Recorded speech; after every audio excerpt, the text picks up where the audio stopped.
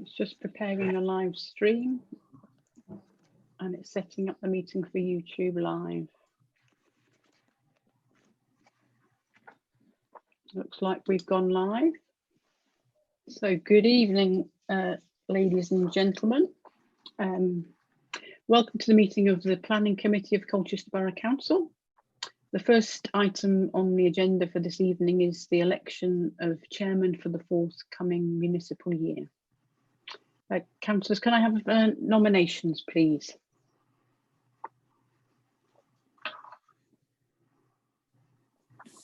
Councillor Oxford. I would like to nominate Cyril Liddy as chairman, please. Thanks, Councillor Oxford. That nomination for Councillor Liddy. Do I have a seconder for that nomination, yes, please? I'll second it. Thank you, Councillor Barton.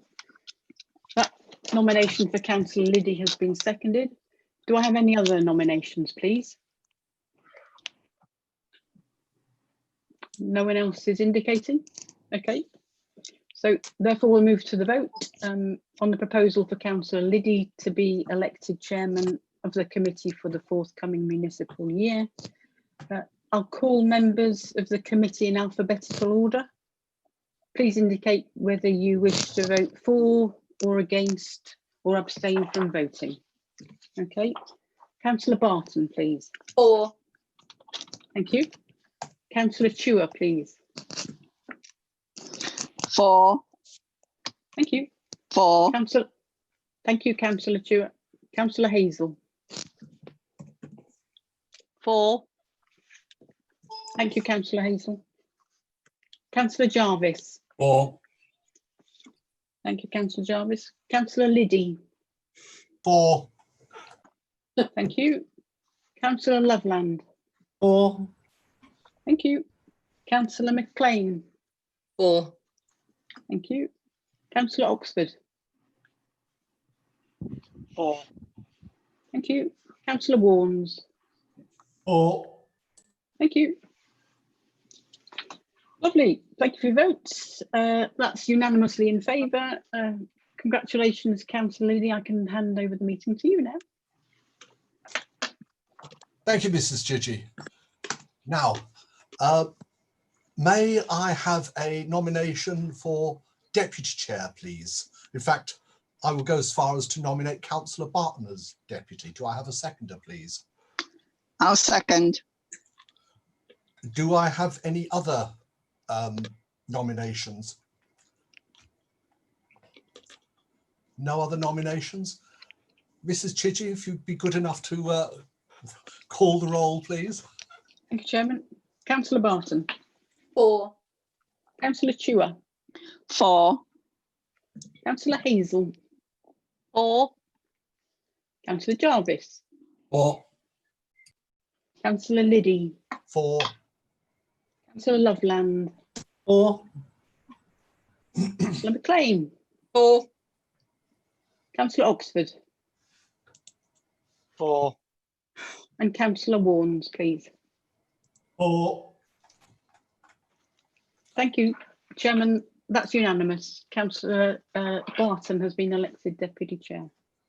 Thank you very much. I now move on to the welcome and the announcements. Good evening, everybody, and welcome to this, the first online meeting of the Planning Committee on Thursday, the 18th of June, 2020.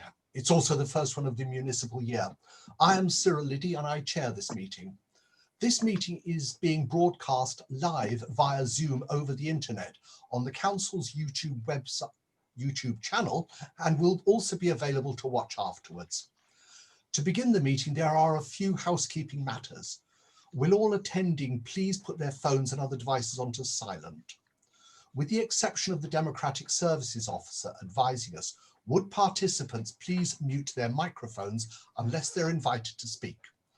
At the start of the meeting, I will announce by name and invite those to speak, those participants wishing to make representations to the committee members in the order of the business to be conducted. Following those representations, I will ask for each application to be presented by the case planning officer, during which time a visual presentation will be shared. I will ask committee members in turn if they wish to ask a question or make a comment.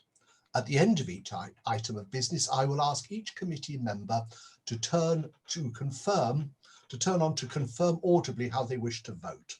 I will ask the Democratic Services Officer to confirm the outcome of each vote. Subject to the progress of the meeting, I may adjourn the meeting at 8 p.m. for a short break.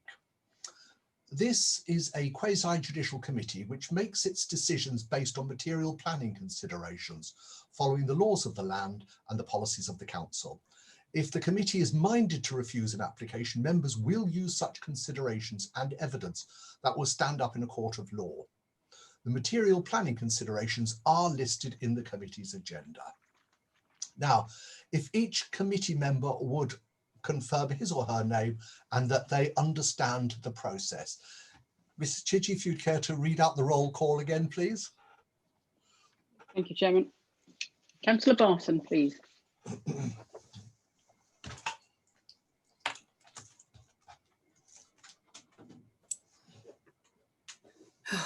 Get used to this. Yes, understood. Sorry. Thank you. Councillor Chua. Yes, understood. Thank you. Thank you. Councillor Hazel. Yes, understood. Councillor Jarvis. Yes, understood. Councillor Liddy. Understood. Councillor Loveland. Yes, understood. Councillor McLean. Understood. Councillor Oxford. Understood. Councillor Warnes. Understood. Chairman, did you wish me to ask our guests? I suppose for the record on this one occasion, yes, please. Thank you, Chairman. Mr. Cooper, David Cooper, please. Yes, all understood. Thank you. Andrew Ransom, please. Yes, understood. Thank you. Councillor Jowers Understood. and Councillor Davidson. Understood. Thank you. Mr. Baldwin. Present. Thank you very much. Catherine Spindler, please.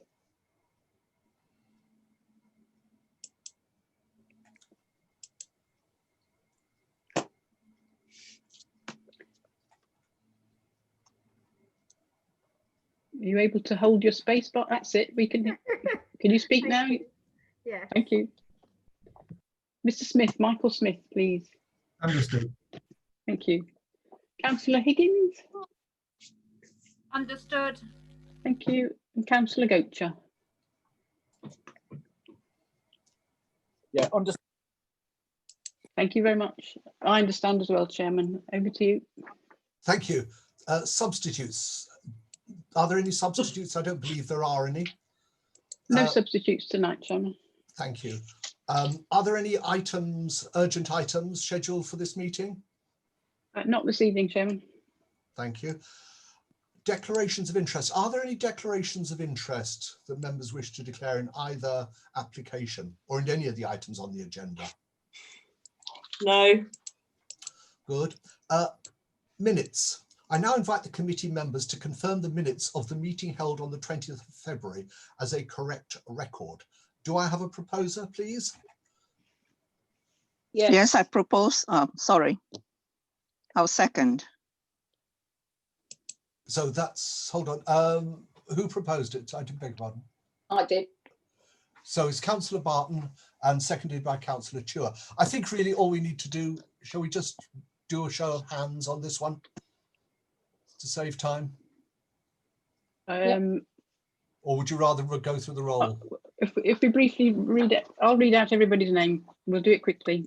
All right. Councillor Barton. Agreed. Councillor Chua. Agreed. Councillor Hazel. Agreed. Councillor Jarvis. Agreed. Councillor Liddy. Agreed. Councillor Loveland. Yes, agreed. Councillor McLean. Agreed. Councillor Oxford. Agreed. Councillor Warnes.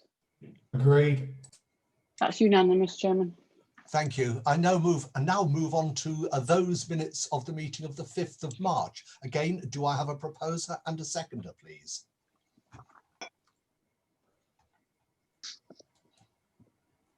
Sorry. I'll propose, Chair. Proposed by I'll Councillor second. Wards and seconded by Councillor Oxford.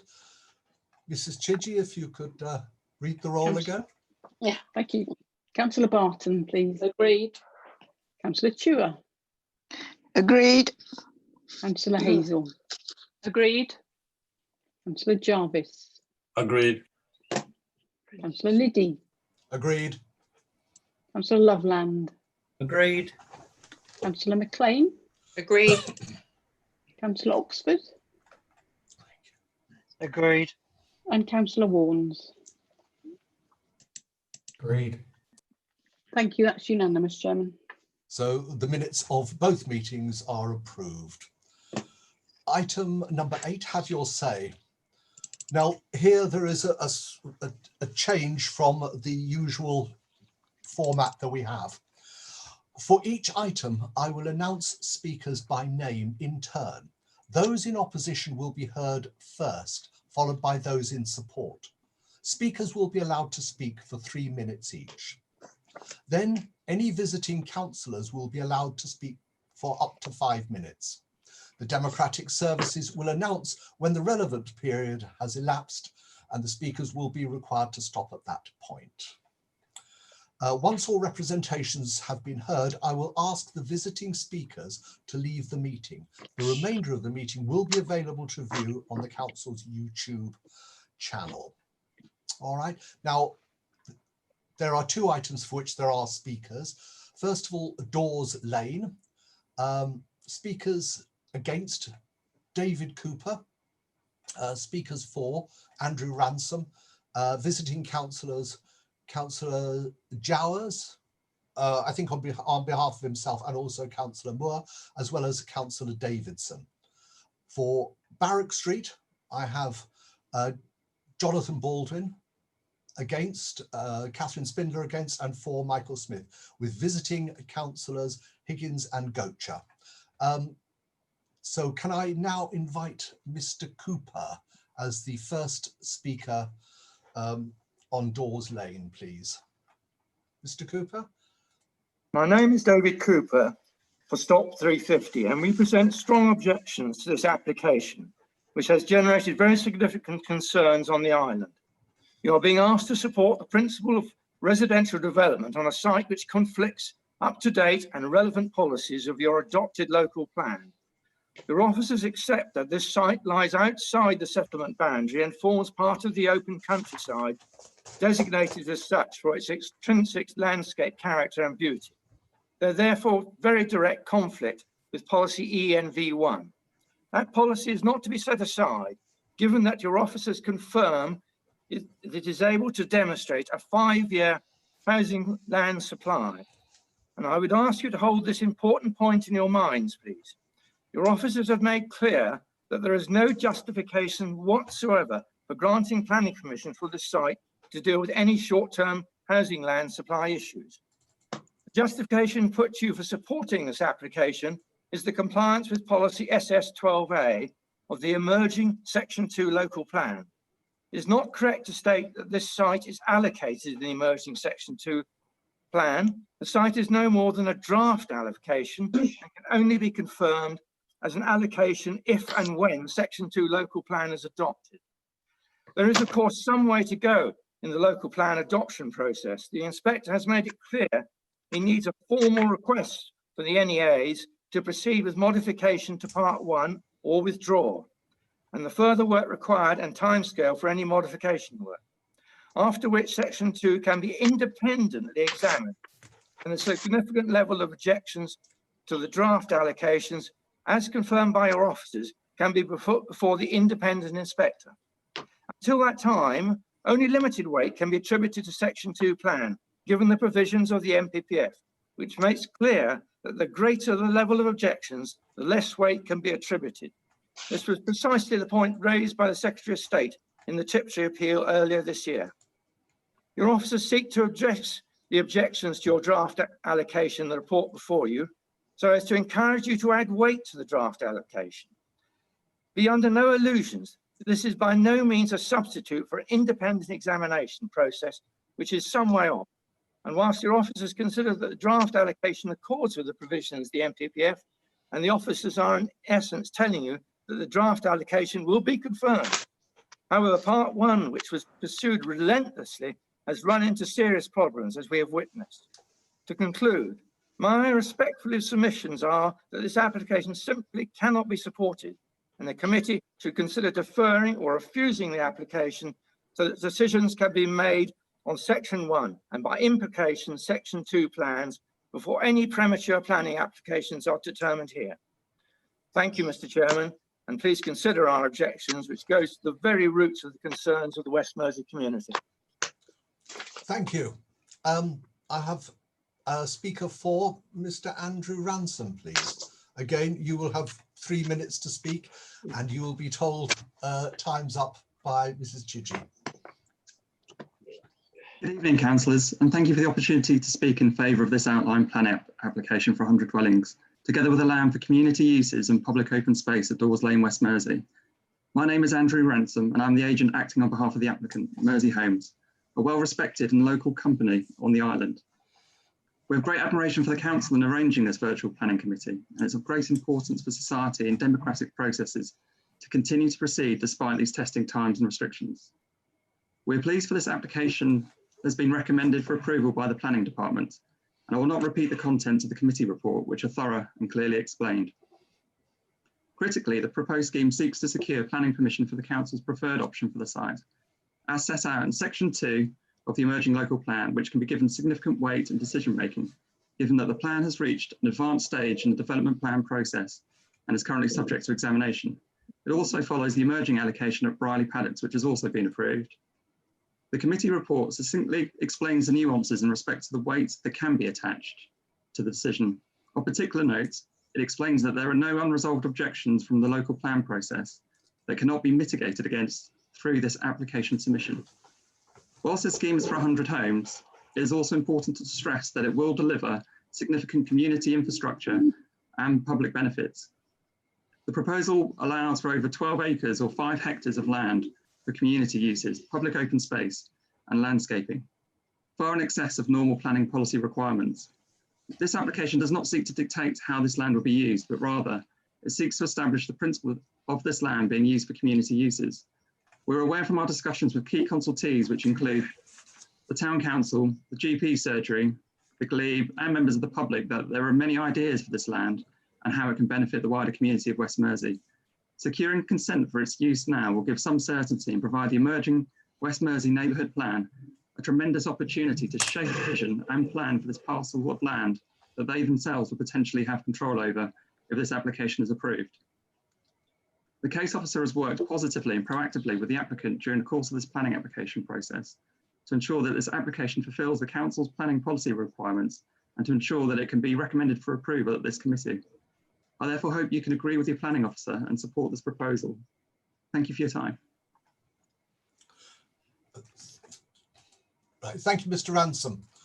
I now invite Councillor Dawes, please, to speak.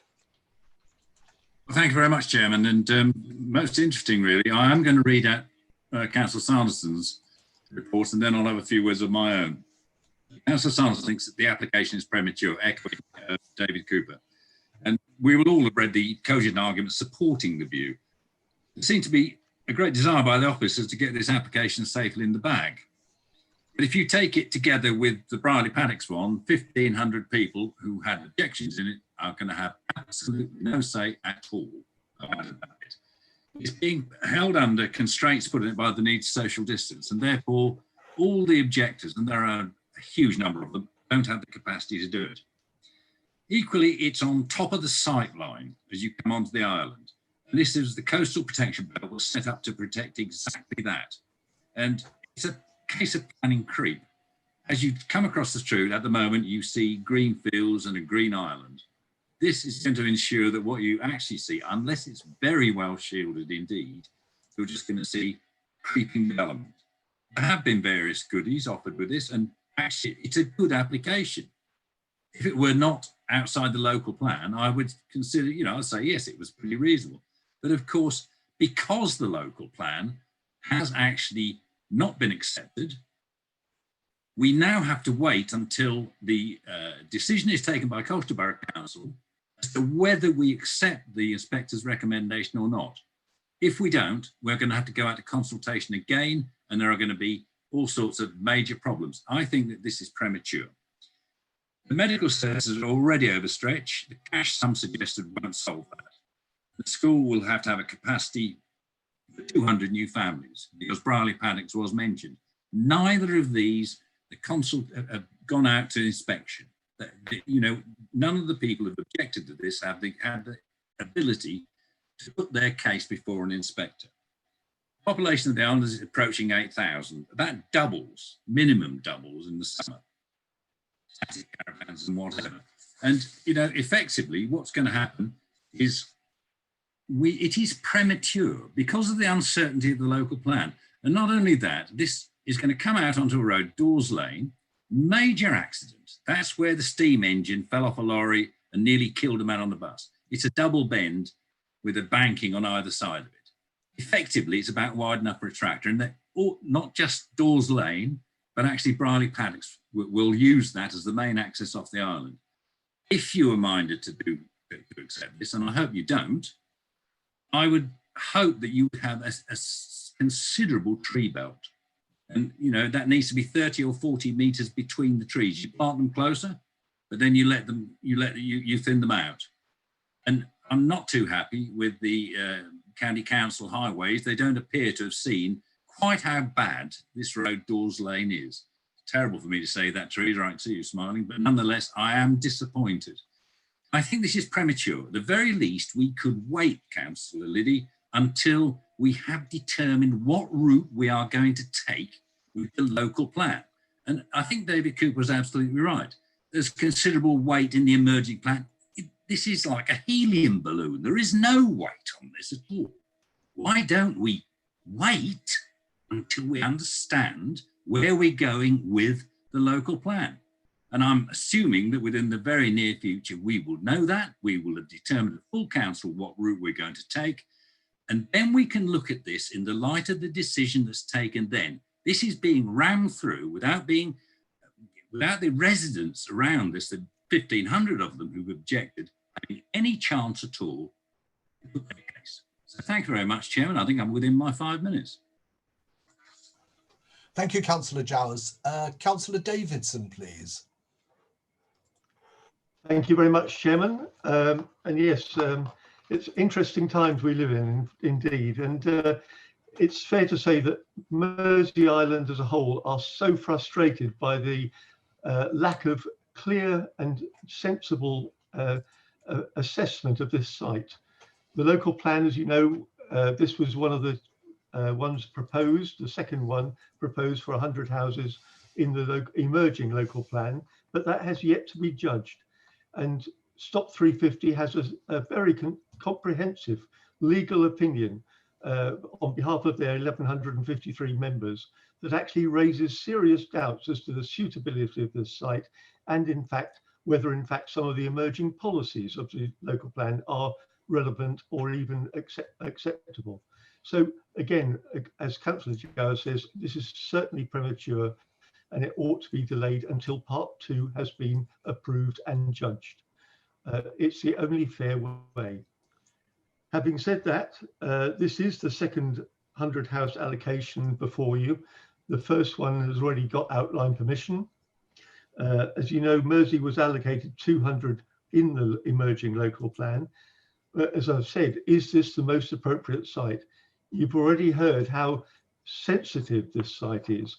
And I can't emphasize enough the fact that the view of Mersea as your main tourist destination for the borough is going to be ruined by these houses, not because of the houses, but actually because everybody will see a serious, solid development line as they approach the island, rather than green fields and green trees. So please, please insist that the screening belt will be at least 5 or 6 mature native tree widths wide. That's probably about 8 meters across for each tree, which is 40 meters plus as a strip. And of course, some of those need to be evergreens as well, because in the winter, as you'll see from some of the submitted photographs that you've been given, actually you see right through those deciduous trees. The problem as well, of course, is that the lack of the site visit by the committee is so regrettable and understandable because of the virus problems. But this development will absolutely ruin and impact on the island. So please take it seriously and see if we can try and minimize the effect of this development. I do understand that it would help CVC protect the 5-year supply and hopefully protect Mersea from further future overdevelopment. The other thing I've been lobbied for on behalf of the West Mersea Town Council, as we did on fact in Brealey Paddocks, that Mr. Ryan hopefully can cascade some of the 106 development in further consultation with West Mersea Town Council. They are concerned that at the moment the Mica Centre is being allocated a considerable amount of money, but actually the Town Council's view is that they have other significant community buildings that need that money more. So again, a small modification of the 106 package in consultation with the Town Council would be very much appreciated. I wish you well in your deliberations, but please, if we could hold it back until the part 2 is determined, there are other sites we can deliver in the meantime. Thank you. Thank you, Councillor Davidson. This is where we sort of depart from our normal procedure, and I will now invite the speakers on Barrack Street to speak. The first ones I call Jonathan Baldwin, please. Good evening. So I speak to oppose the application for the land off Brook Street.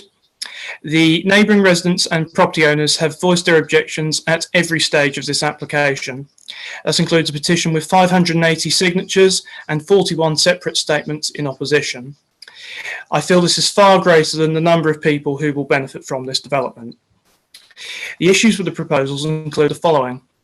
The design of the buildings is incongruous with the area of Colchester in which they will be sited. I refer to their blocky design, flat roofs, balconies, irregular fenestration, and lurid choice of colours. These will be highly visible from the adjacent properties, if not from across the town. The buildings are several stories too tall and too close to the existing developments on George Williams Way and Magdalen Close. We will be left with a total lack of privacy, irrespective of any frosted glass, and our views across the town will be ruined. This will adversely impact the sale and rental value of our properties. Having a construction site this close to our homes will make life unhappy for the considerable future. Regardless of the planning conditions, there will be noise, vibrations, dust, and a lack of privacy that cannot be mitigated. The proposed development is too dense for the site. The original proposal of 58 dwellings was, in my view, far more appropriate. The developer's argument that this is unviable is merely motivated by profit and is not a justification for overdevelopment. Minimal diversity of accommodation is proposed. There will be very few one-bed flats and no houses. Parking is a huge problem in this area of the town, and it's fanciful to suggest that the recommended 235 spaces will not be needed. There are widely held concerns about traffic congestion on Brook Street and the resulting impact on safety, air quality and noise. The planning reports do not reflect the reality that us residents experience. Others have expressed concern about the lack of an alternative habitat for wildlife. The loss of greenery will adversely impact the air quality, reduce the privacy afforded to the existing properties, and it will have a detrimental impact on the quality of life we currently enjoy. Others have also expressed concern about the impact on services that are already overstretched, such as schools, GP surgeries, and the general hospital. The increased footfall via George Williams Way will lead to antisocial behaviour. That's an issue we already have to suffer day by day, and it will be made exponentially worse by these proposals. I feel that these issues have been unfairly downplayed by the planning officer, and I would urge the committee to please give weight to them all when reaching their decision. Too many people in Colchester feel that we have a council that's prepared to give the seal of approval to any plans that come its way, and that's regardless of the aspirations and fears of its residents. However, I personally am sincere in my hope that the committee will dispel this notion by refusing this particular application. And I thank you all for your time. Thank you, Mr. Baldwin. Mrs. Spindler, please. Chairman, can we? Oh, yes. Sorry to interrupt Catherine Spindler, but Councillor McLean has got her hand raised. I wondered if there's an issue that she needs to resolve.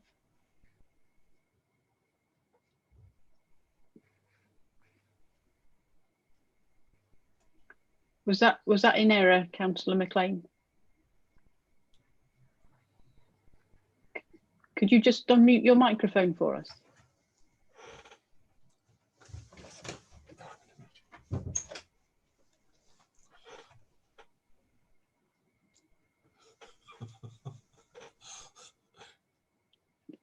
Is it okay if we proceed? Was it in error? Right. Okay. Thank you ever so much. Thank you. I Mrs. apologise, Spindler. Chairman. Oh, God.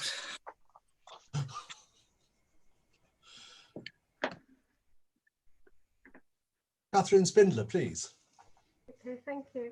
I wish to support the endorsement of the comments of Councillor Cope for Newtown and Christchurch, who called the application, and also the 580 signature petition presented by Natasha Austin that I note has not been recorded and representative or wide wishes of those living in George William Estate, who are going to be significantly impacted. The neighbourhood development of the Sawmill Estate should serve as a warning to any potential development on this site. This application does not learn from the failings of its neighbour. On parking spaces for each accommodation, with only 4 visitors parking spaces insufficient. The proposed free for all for parking is going to be a nightmare for all residents on this development. There appears to be no conditions for disabled residents, both access and parking. What disability access impact assessment has been carried out? The bin storages to serve these blocks are far too small and are showing comparison to the size of a car. On similar sites, these bin stores overflow with rubbish quickly and become hazards. With family accommodations at every level, including the top floor of a 5-storey building, the stairs appeared inadequate, i.e. too narrow. For example, a single parent with a double buggy to negotiate 5 flights of stairs. What assessment has been made as a sensible of these stairs, including fire safety risk? I note that the police are unable to comment due to not being provided sufficient details. Considering both the current and the potential level of crime in the immediate area, I would request that no consent is granted without full consultation of the police for better aspects and risk. There are no play facilities either in George Williams or Sawmill Estate. This offers no facilities either. Can planning facilities therefore be part of consideration for any planning application on this site? The proposed buildings are little more than a tower block, which would create horrendous views from Brook Street, as well as visitors to the first site. The area is already overdeveloped, and this simply adds to the existing pressure on vehicular movement and pollution. I would recommend that the committee visit Brook Street during the peak times to see for themselves. It's clear from the proposal that the developer is seeking as much value for the site without consideration for those who would live there or their well-being neighbours. This should be refused as unsafe, unsuitable, and adding pressure to the already overdeveloped area. Thank you for listening. Thank you very much. Speaker 4, Michael Smith, please. Thank you, Chairman. And on behalf of Inland Homes, thank you for the opportunity to address the committee this evening. You'll hear details of the proposal later in the meeting. Therefore, I would just like to take this opportunity to describe the background to the replan of the approved scheme and to highlight the community benefits that will be secured by the redevelopment of the site. The site is allocated residential development in the local plan, and the existing planning permission has been implemented through the conversion of the former rectory on the Brook Street frontage, which is now complete and fully occupied. The access road to phase 2 is also in place, but the approved scheme for 58 apartments is not financially viable, and planning permission is sought for an alternative scheme that reuses elements of the approved scheme that were found to be acceptable, combining them with a greater number of new homes. The proposal responds to the constraints and opportunities presented by the site in the same way as the approved scheme, using the topography left by the previous use as railway sidings to take advantage of the isolation that results, allowing a distinct character to be created that does not need to relate to the forward development in the surrounding area. The site is on the edge of the town centre and in a sustainable location, enjoying easy access on foot, bicycle or via public transport to the services and facilities in the heart of Colchester. Increased density would be appropriate, and the application proposes a substantial change to the approved form of development, with the apartments split equally between 5 buildings that are regularly spaced along the north side of the estate road, ensuring that the scheme does not create a mass comparable to the large blocks that stand above the site in George Williams Way, which are a distinct feature of the town skyline. The apartments face out in all directions, creating an active frontage and offering surveillance of the public realm, amenity space and parking courtyards, making the scheme a secure and safe place to live. Although the viability of the proposed scheme is an important issue, community benefits will still be secured. These include funding for off-site works, such as improvements to the Castle Gardens Medical Centre, upgrading the street lighting and CCTV coverage on Ernest Walk and across the footbridge at the western end of the site. Works inside the site include a new cycleway link from Brook Street to George Williams Way, and for the East Transit Corridor and a connection to it, a car club vehicle, and a new area of public open space. An increased number of new homes is proposed, but balanced by a design that reduces the visual and social impacts of the scheme. This includes funding for works to existing facilities to address the potential increase in demand, together with facilitating journeys on foot or by to keep traffic generation to a minimum. To conclude, a high quality scheme that respects the surrounding area is proposed, and the traffic will consider the case officer's recommendation and resolve to approve it. Thank you very much, Mr. Smith. Councillor Higgins, please. You've been here often enough, so you know the format. Yes, thank you very much, Councillor Liddy, and welcome to, thank you very much to the whole committee. Yes, I'm going to speak about this application as well. The main point of this is it's been a wildlife haven for many years, so it's sad to see it developed. I mean, I do know it's got outline planning permission. However, the outline planning permission was for 26 one-beds and 32 two-bed units, a total of 58. This application is for 14 one-beds and 105 two-bed units. That's 119 units, double the number. I know we need homes, but somehow this is a bit ridiculous. And to be honest, the design is not very good at all. On specific points in your report, paragraph 810 states that the site is in Castle Ward. It most definitely is not. It's in Newtown and Christchurch Ward.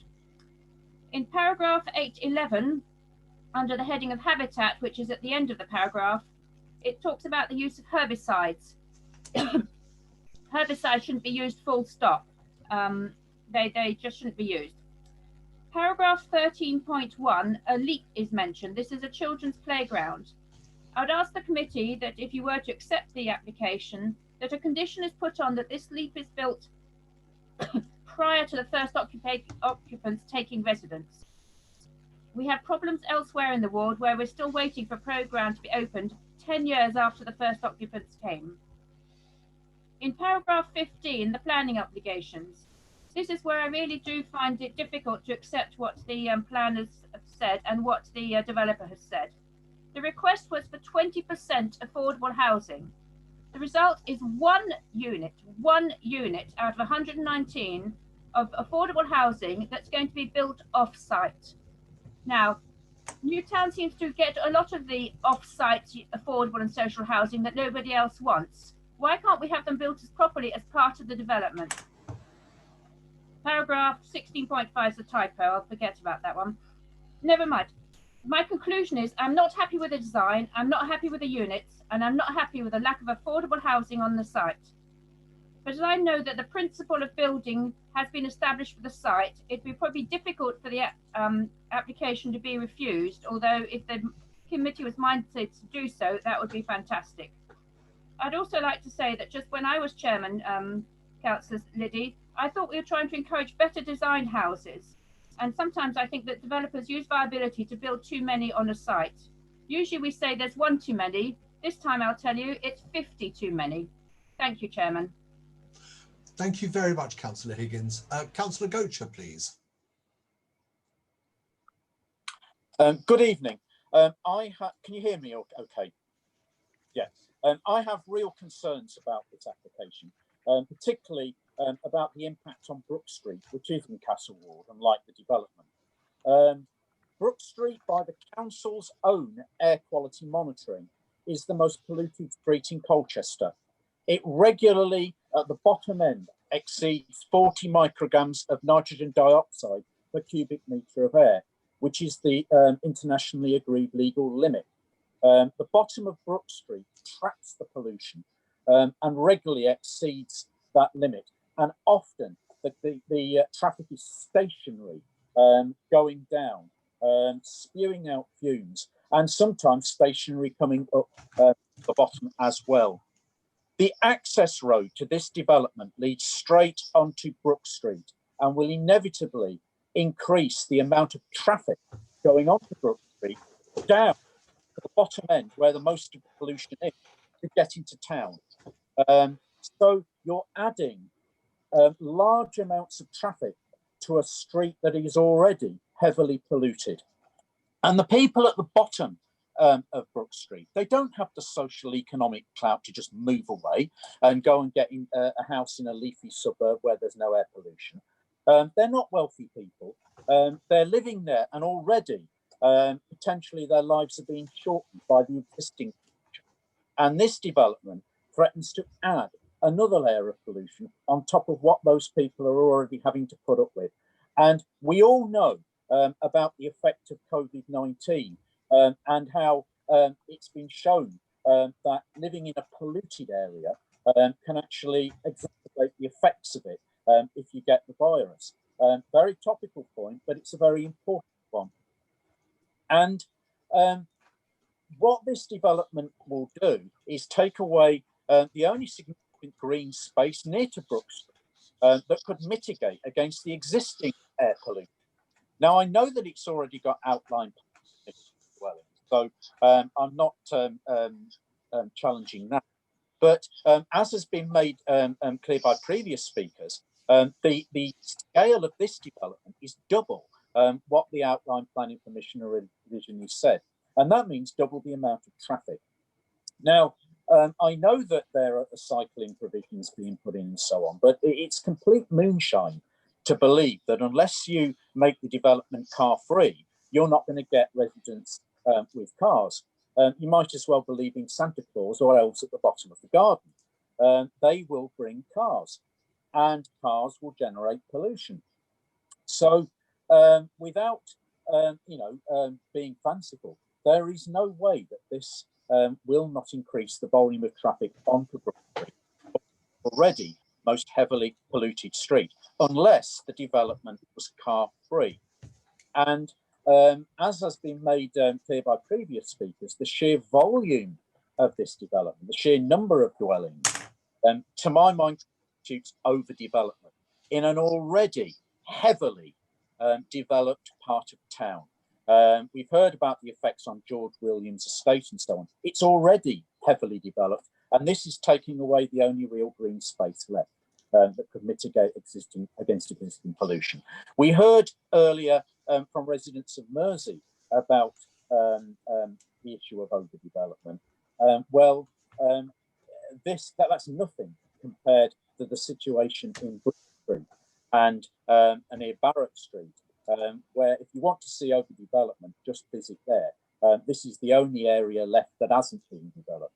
So my concluding point would be, yes, it's got Outline Planning Commission, but the number of dwellings is too high. It doesn't fit in with the Outline Planning Commission, and the level of cars will be too high unless the development proposals are changed so that the development is car-free. Thank you. Thank you very much, Councillor Gocher. Now, I believe that guests must now leave the meeting, please? If you'd be good enough to sign out. Yes, thank you.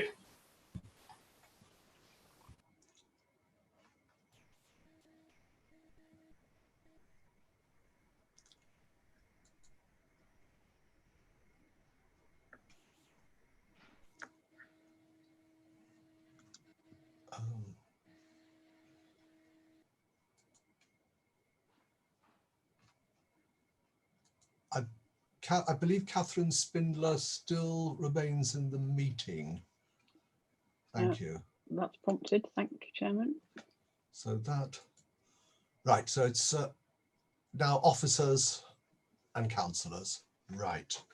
Now, we can now move on to the substantive part of the meeting, the planning applications. Land at Dawes Lane. This is an outline planning application for 100 dwellings and land for community uses, public open space and landscaping with access from Dawes Lane in Mersea and Pifley Ward. I remind committee members that the speakers on this item are David Cooper of Stop 350. He spoke against it. And I think, sort of summarising his arguments, they are basically revolving around the balance between the adopted local plan and the emerging local plan, although there were other objections in there. In favour was Mr. Ransom, and of course of Mersea Homes, representing Mersea Homes, and of course there was also Councillors Jowers and Councillor Jowers representing Councillor Moore and Councillor Davidson as well. I now invite the case officer, James Ryan, to present the application. James, could you present, please? Thank you very much. Good evening, members. And I'll just share my screen. Hold on.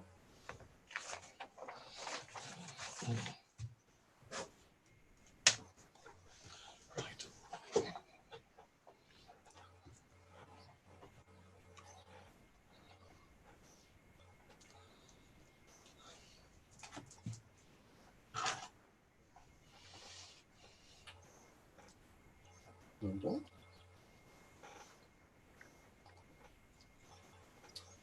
So thanks very much. This is application 200351, and that is planning application for outline permission with all matters reserved except access for the residential development and public open space at Dawes Lane in West Mersea. This is the red line site plan. The dotted line running down the centre of the site broadly shows the separation of the site between public open space and area for community uses up here, and the residential site area here. A access will go in, which I'll show you a more detailed drawing on in a second, here on Dawes Lane as required by emerging policy. We should be a single access onto Dawes Lane. I'll take you to the next slide. That's the existing site, effectively an agricultural field, and I'll show you some images of that in a second. All members should have seen the videos that I've taken on site and Randy kindly shared with everybody. So you should have a good feeling of the site already.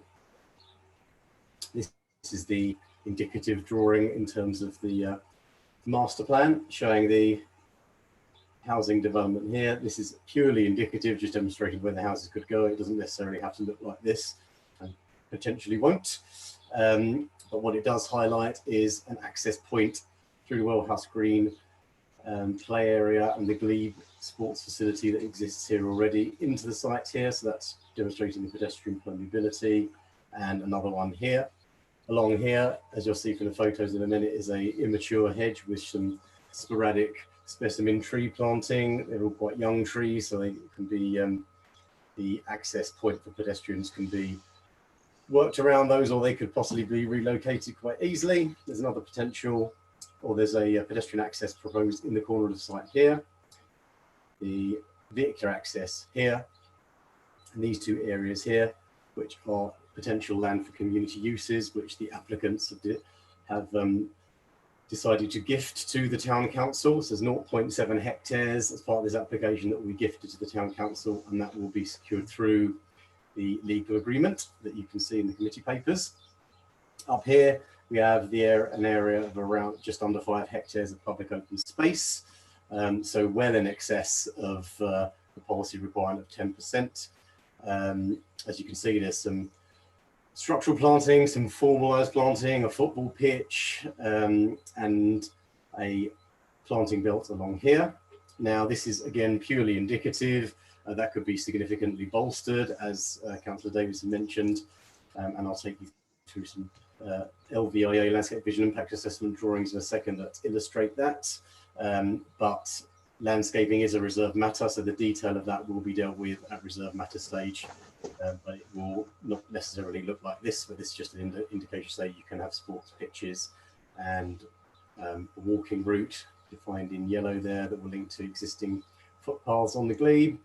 And yeah, this area here is obviously a significant public benefit to the community as a whole and the residents of the new proposed 100 dwellings. So here's the access, it's a vehicular access. So just go back one. What's worth noting is the emerging allocation. The boundary of it runs along here, so along this road. So the open space and the gifted community areas are outside of the emerging allocation. The site is almost twice the size of the emerging allocation. So that's something to bear in mind. So pedestrian access in here, pedestrian access in this corner here onto Dawes Lane. We've got some more detailed drawings of that in a second, and one single vehicular access as demonstrated, as required in the emerging allocation. So here rather some slightly more beefed up, relatively simple, however, priority junction, demonstrating the visibility displays onto Dawes Lane for vehicular access. So very simple situation, and the rest of the layout will be dealt with at reserved matter stage, but the position of the access will be there, and it will be of that kind of scale. As you can see, pedestrian access in this corner here. The Highway Authority have requested a condition to achieve some off-site highway works. The blue line in this drawing demonstrates the highway boundary. So the idea is to have a pedestrian crossing here, crossing onto the existing footway, and then back across here, because the highway boundary is far too narrow outside 31 to run additional footways along there. Here's some images. Hopefully you've all seen the videos, which were taken from similar viewpoints, and you saw my plan showing where I took those videos from. But this is a view from that corner where the pedestrian footway and pedestrian crossing is going to go, looking east. I'll whiz through these. Photo from the same position, looking up Dawes Lane to the north, across the site from Dawes Lane with some dwellings there, and the rugby posts over there. Further, photos are taken facing towards the Wellhouse Green area, directly across the site. You can see it's currently just a cropped agricultural field. Another one slightly further back. One on showing the other side of Dawes Lane. Now this the site from the Wellhouse Green development with the Wellhouse Green play area here facing east. That's taken from the play area facing back towards some of the houses. Again further back within the Wellhouse Green play area. Looking west towards Dawes Lane. Again further within the site. Taken from the mound at Wellhouse Green play area within the site. Up on the mound again, just trying to give you a feel. Across the site again, this Dawes Lane runs over here. Those mature trees and the hedge that will be punched through. As you can see, it's not particularly vigorous as yet. Well, it's growing really well, but it's not particularly mature. That's the one of the rugby pictures on the glebe. Facing north along the existing walking area, which will be expanded upon in terms of a permissive link. More images to give you flavour. Now this is a photo from the landscape visual impact assessment that was submitted from right down the bottom from Dawes Lane, the public footpath that runs across east-west. So that shows the site as existing. That shows the site after built, so within a year. And that shows the site from the public footpath within 15 years. So that's with the planting belt that they've proposed. But that is not, landscaping does not form part of this application, so that can be changed, that can be significantly bolstered if members feel that's the right thing to do in this instance. From the Strood, this also comes from the landscape village impact assessment. That's the image from Strood, as you can see. That's the area of built up development, the existing houses on Bower Grove and Glebe View, just about make them out. That's the landscape visual impact assessments, assessment of what they will be like once they've been built. And that is the landscape visual impact assessment of what the site will look like from the Strood after 15 years. So as you can see, not a significant impact in that respect. It's held that the scheme will, while it will clearly have an impact in visual terms from the long views, it's not one that's held to be materially harmful to the point that warrants a refusal of the scheme. That takes you back to the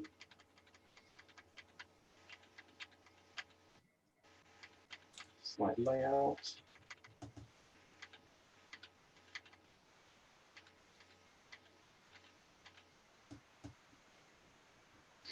So back to the site layout there.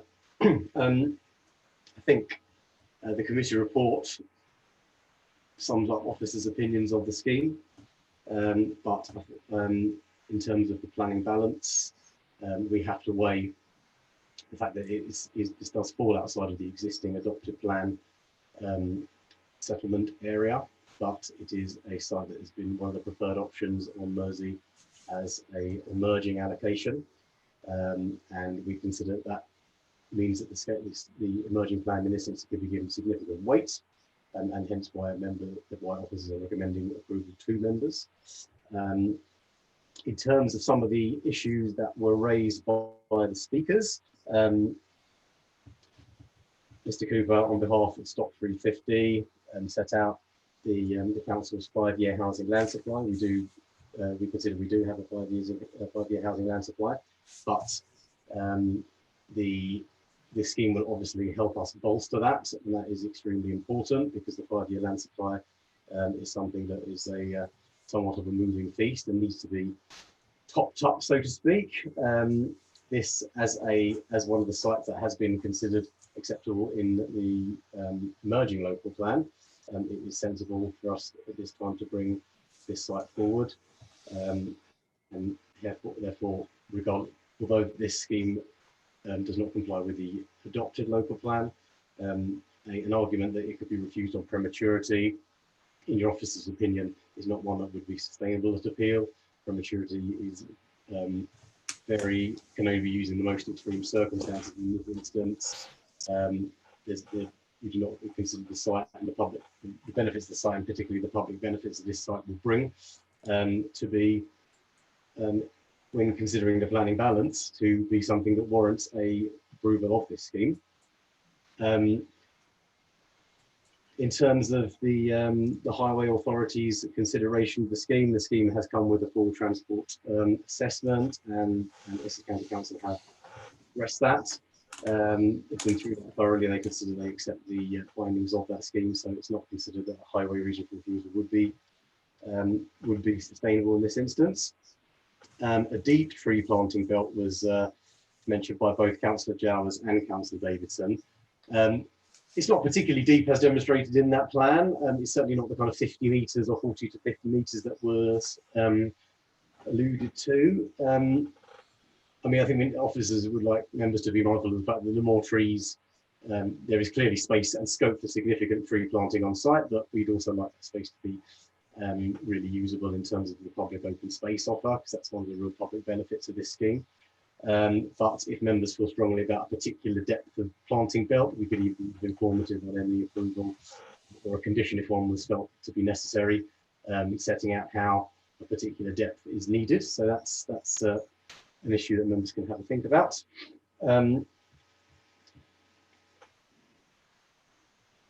In terms of the contributions, the cascade with regards to the Mica Centre and West Mersea Town Council, considering that it should go to them first. The cascade has been requested by our communities team. Again, that's something for members to have a think about. If they would like the cascade to be turned around so it goes to the West Mersea Town Council for potential upgrades to the Glebe facilities first, that is something that members can certainly require in the legal agreement. The legal agreement is still, it's not been drafted, so that's something that members may want to think about, but our communities team very strongly consider that the MICA should come top in terms of any community cascade.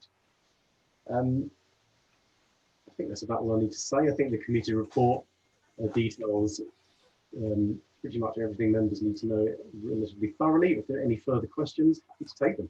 Thanks very much.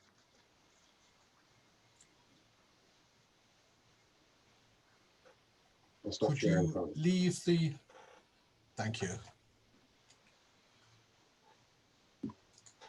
Now, I invite members of the committee in turn if they wish to ask a question or comment. Councillor Barton, do you have any views on this particularly? Yes, thank you, Chairman. I've just spent quite a lot of today actually rereading all of this in quite a lot of detail, and the more you read, the more you do have concerns about the speed with which we're trying to sort of get this application passed. I do have concerns, and I do really feel for West Mersea neighbourhood, their neighbourhood plan for the community, because I think I've said it before, we encourage people, members of the public, to participate and develop plans to help form their communities and shape them. And then we seem to sort of just push on regardless, is my feeling about it all. And then we turn to the emerging local plan and find that, you know, the inspectors found it needs some modification. So presumably when that's in place, things will have to go out to public consultation again. So I'm just drawn back to why the rush, really. They're my main concerns. I just think we're doing it rather quickly, and to me it does seem a bit premature, whatever you might say that it isn't. To me it does feel that way. And the other thing I'm still unhappy about is the actual view of the development. When you come across the Strood, I feel that scars the landscape, and I'm quite disappointed. So I would want assurances, which partly you've given, that the screening would actually be effective. But I think we're talking 10 to 15 years before that happens. So for the length of that time, people have got to put up with that eyesore and a ruined view that's been established for years and actually represents Mersea, in my view. So I just feel it's somewhat premature for those reasons. And that's my thoughts at the moment. Thank you, Chairman. Thank you very much. Councillor Chur, please. Do you have any comments or questions? I haven't at the moment, but I'll be listening to what the other members have to say. Thank you. Councillor Jarvis, what I will do is I'll go through everybody, you know, alphabetically. Thank you, Chairman. If that's okay. Yep. Councillor Hazel, please. Thank you, Chairman. Yeah, like Councillor Barton, I do have very serious concerns about this. I agree with her that it's premature, and I do wonder why we have to rush this through. We're waiting, it's outside the development, it's not in the local plan as it stands. Now, I would have thought we had plenty of time to wait for the inspectors' decisions on the modifications of, is it phase 2 or phase 1, before there's any danger of damaging the 5-year housing supply. I'm also extremely worried about the narrowness of that road. As I think Councillor Dawes alluded to, it's where an amazingly serious accident took place where someone almost died but was horrifically injured. So that, you know, that's a couple of the concerns. Also the green belt to hide it. Why would it take 15 years? Surely there should be proper planting, mature trees put in, mature hedges, which would not take 15 years to actually cover that development. I also understand that Mersea Homes have offered land there for a doctor's surgery, for example. I've heard that this would be most unwelcome on that site because there is no bus route, there is no real access to it, no parking, and it would seem that it is entirely in the wrong position to put such a facility. So I have lots of concerns about this, and I will be interested in listening to other councillors' views. Thank you, Chairman. Thank you. Councillor Jarvis, please. Thank you, Chair. Now, I think what we have in front of us is a perfectly good development plan, in the sense that it has the affordable housing that we all welcome. It has benefits in terms of local amenities. But what we have, I think, as a committee to decide is where the balance lies between the current local plan and the emerging local plan. I think what we have on the one side is that the current local plan, this is a departure from that. It is also outside of the settlement boundary of the current local plan. And we have a substantial number of local residents' objections to it. In regards to the emerging local plan, this development would fall within that, but the emerging local plan has reached some form of hiatus. We don't know how it's going to unravel. And it will take a few months, I think, before that is clarified.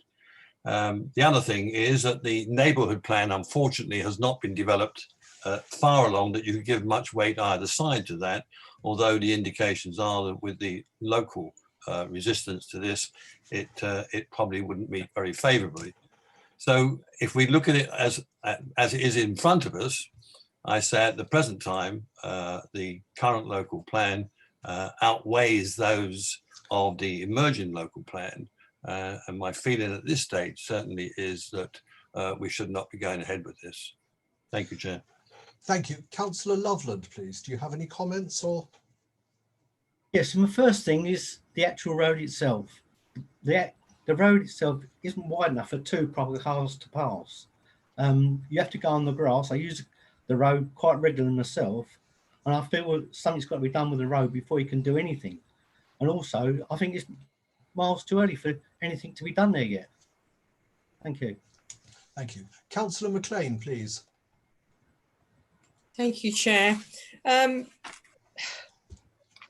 It's such a shame we're in these troubled times, really, and we have this, we don't go down and visit. There's such a conflict with some of the site information.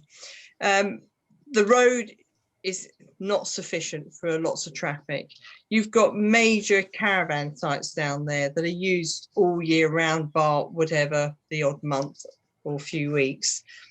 You've got the public open space we keep being given, who's going to look after it. That's all very nice to have that on a complex, but you've got lots of open space anyway, which they can access. It almost seems they're giving a little bit of a barter to give you a nice bit of open space, but let's have plenty of houses on there.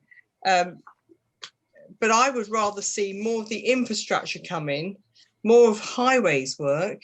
I mean, you've got over 7,000 residents on Mersea, and you're going across a substandard Strood. Yes, they like the Strood, but I find it very difficult. You know, the services, you know, we've not heard really anything substantial from any of the major services. Highways haven't said anything. You know, you've got the health centre. You cannot, nobody can actually get out, and you cannot join the doctor's surgery anymore on Mersea Island. You have to go off the island. You know, it's all these facilities which really, if you're on the island, you should have the service. And I would rather the developer did more for that than just putting houses up. Yes, we need the houses, but people have a right to live in a quality property on a really nice site. You know, I think we could be offering more, but the developers, they seem to be in a funny place at the moment. That's all I'll say. I just feel, on balance, it doesn't feel right. I mean, we've just passed, I don't know how many applications on Mersea. We've had many come to us. How many have all been built out? How many have gone ahead? You know, I think we have to be thinking of the residents of Mersea as well, the locals, as well as people, the thousands of people that go to Mersea to visit. But, you know, it's got to be a nice experience. And at the moment, it's not very pleasant to go down to Mersea. You know, the traffic, you know, that you're not all welcome down there anymore, which, yeah, I think there's a conflict somewhere. And I think we should be getting to the crux of that more than anything. And, you know, the police, the fire, you know, we don't have anything of any substantial quality come back to us to a committee, which I think is a great shame. You know, I'll leave it there. Thank you. Councillor Oxford, please. Do you have any comments, observations? Thank you very much, Chair. I'd like to say, first thing first, although we can't do site visits, I would like to thank the planning officer for the video site visit. It does help in these tough times we're in at the minute. It's not ideal, but it's better than having no site visit at all. I feel if it was to go ahead for the approval, I feel with the right screening in place, it could be not as such an eyesore as it is, because I know Mersea quite well. It's a lovely place to go. I've been there a few times myself. But that's it. Thank you very much, Chair. Thank you. Councillor Warnes, please. Thank you, Chair. Yeah, I'd like to thank the officer for a well-presented presentation. The videos were indeed helpful, although it would have been better for some of us to have been able to have visited. The videos did give you a feel for what the aspect looked like. I think we have to be realistic in that if we chose not to pass this this application, that the reasons would have to stand up, would have to withstand any appeal and the possibility of costs that might well come from that. And we found ourselves in a previous application where we deferred making a decision only to have to revisit it quite shortly afterwards. I am reassured to find that what is being proposed is part of what would be envisaged to be built on the island should the emerging local plan pass. And it's also reassuring to see the plans that there is a distinct possibility of the buildings being to the south of the site, because I shared the concerns about the need to screen the actual roof lines.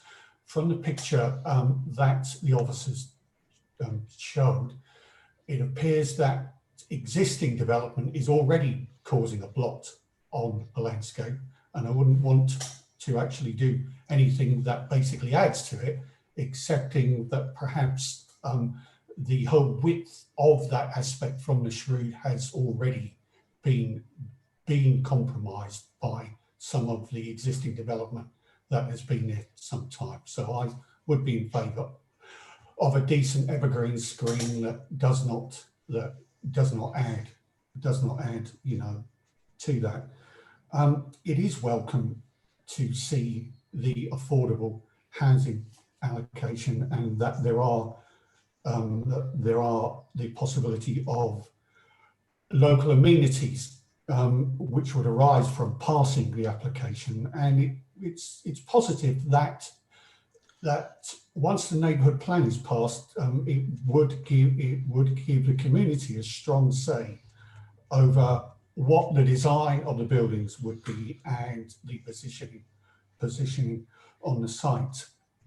I think Councillor Loveland raises a good point about the width of Dawes Lane. The weakness of that being a reason not to pass the plans is really that Essex County Council do not flag that up. They appear happy with it, and any objection has to really overcome why Essex County Council are not recommending any improvements, to the width. So, as Councillor Jarvis says, there is a balance to be reached here, and I do think that what's being asked is within the 200 allocation that would be envisaged in the future. It may be outside the existing local plan, but it is within the emerging local plan. And as we've heard in previous meetings, weight can be given. So on balance, I would accept it is a reasonable application to come in front of us, and I would vote to support it. Thank you very much, Councillor Warnes. In fact, you've probably said much of what I was going to say.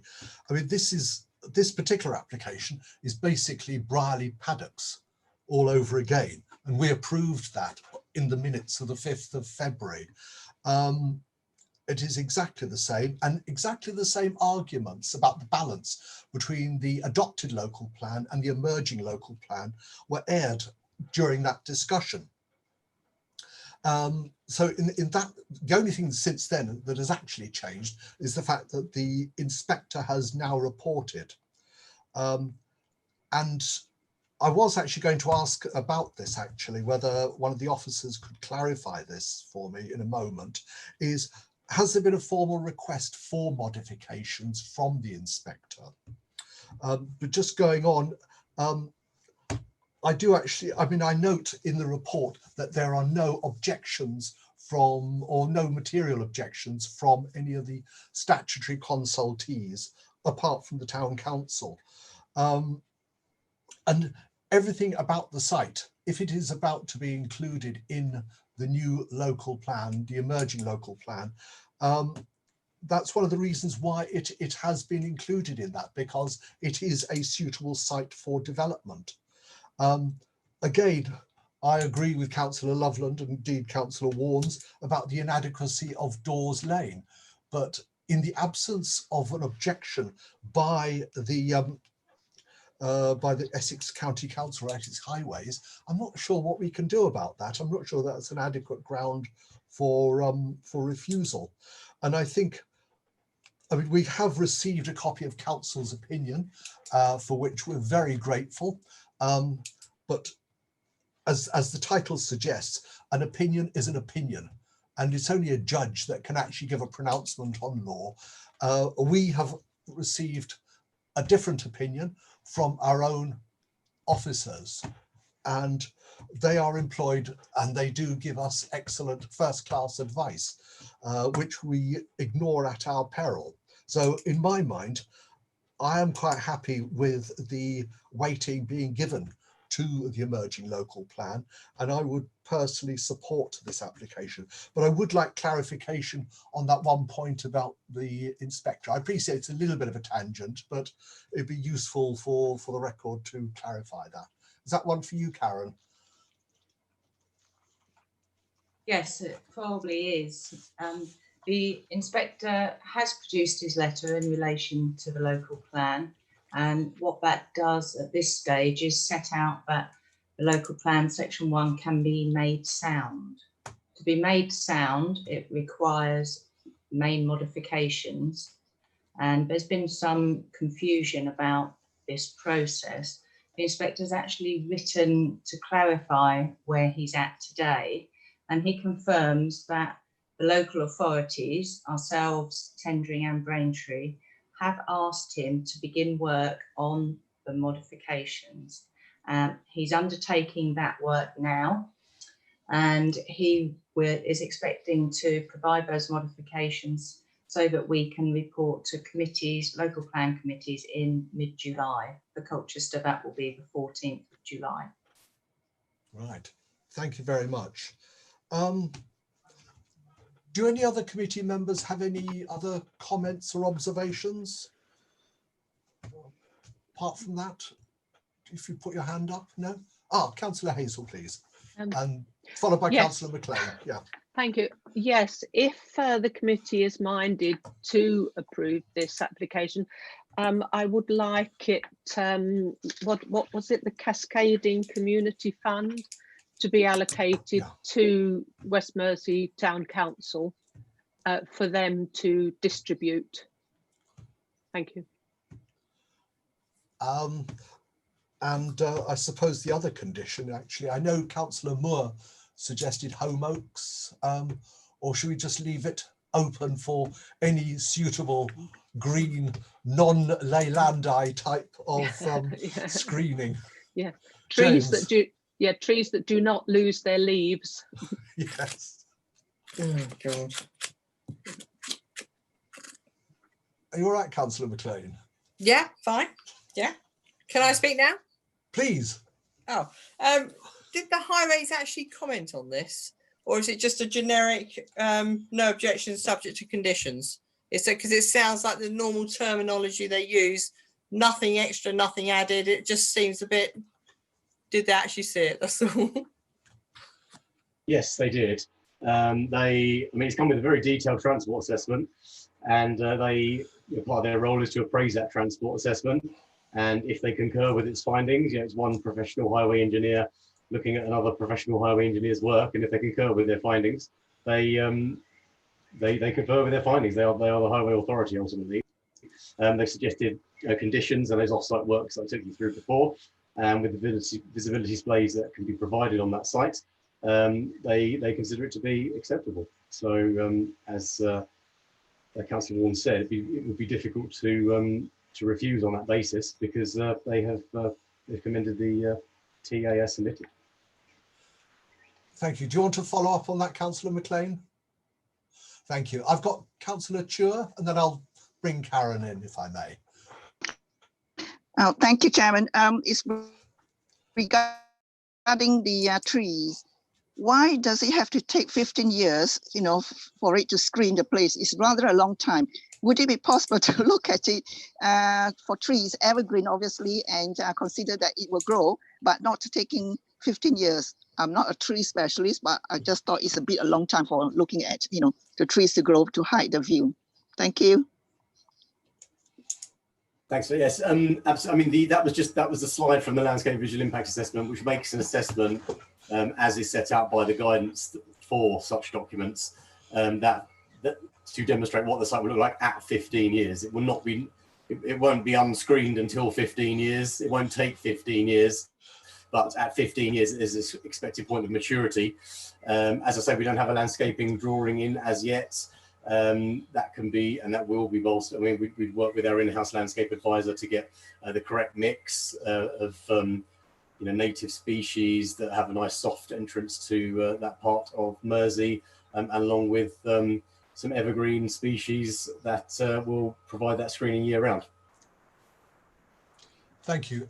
Karen, please. Thank you. I thought there was a couple of comments that maybe I should, or questions really, that I should probably raise or respond to. A couple of people have mentioned about the application being premature in relation to the examination of the local plan.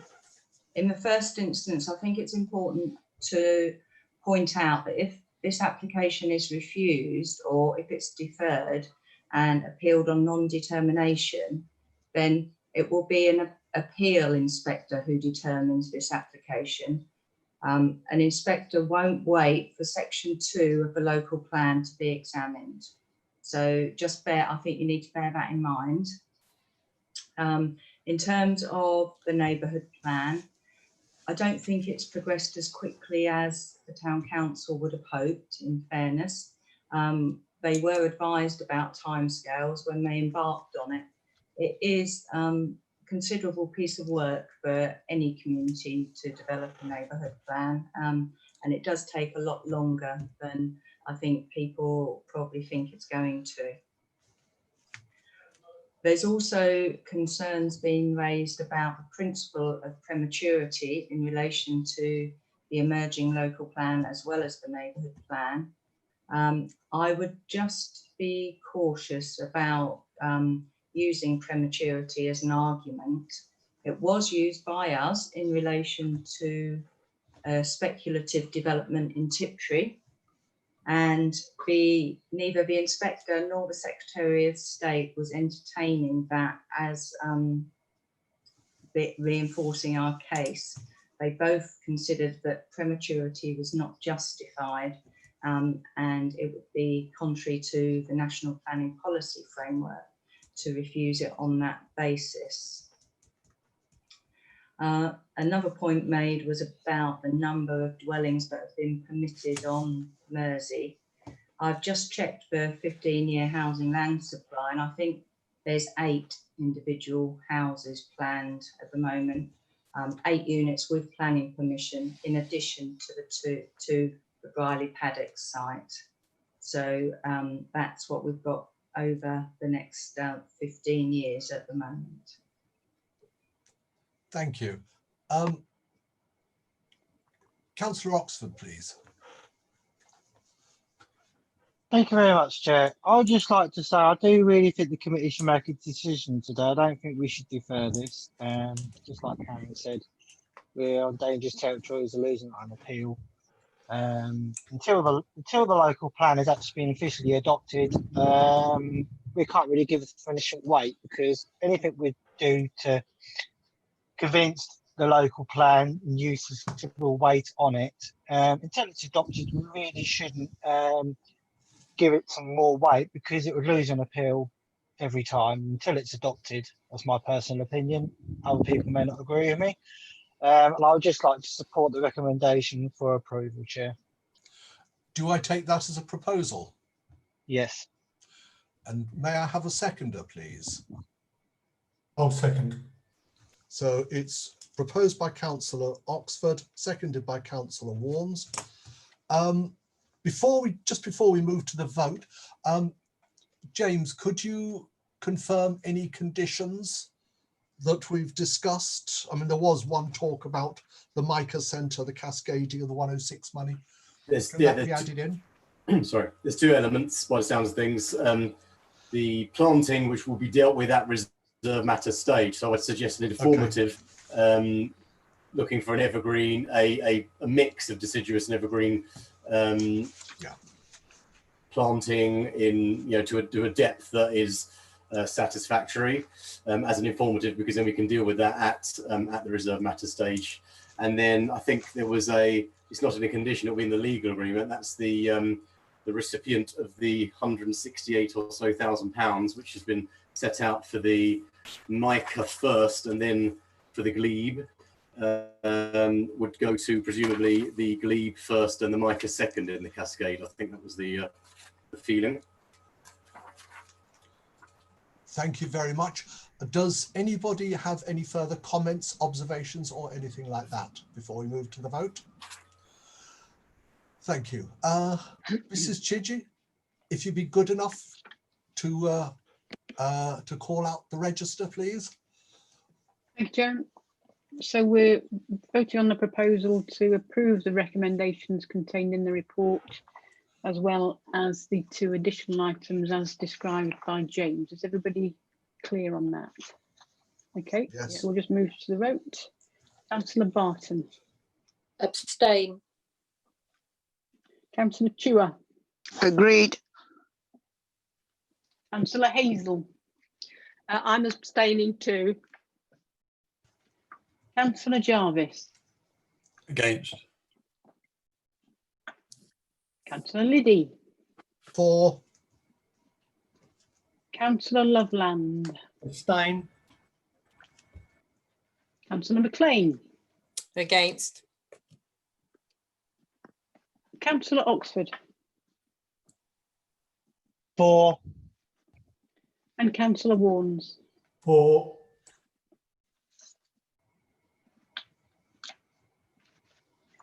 Chairman, voting on that proposal, there was 4 votes for, 2 votes against, and 3 abstentions. So the proposal is carried.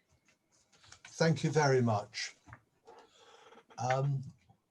We can now move on to the next item on the agenda, and that is land west of Brook Street, an amended proposal for the creation of 119 one and two bedroom apartments in 5 blocks plus associated roads, landscaping with open space in Newtown and Christchurch ward. Now, may I just quickly remind the committee that the speakers in this item were against Jonathan Baldwin and Catherine Spindler, with Michael Smith in favour. The visiting councillors were Councillors Higgins and Gocher.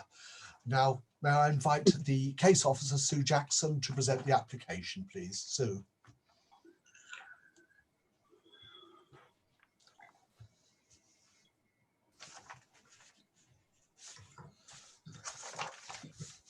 Is that the site?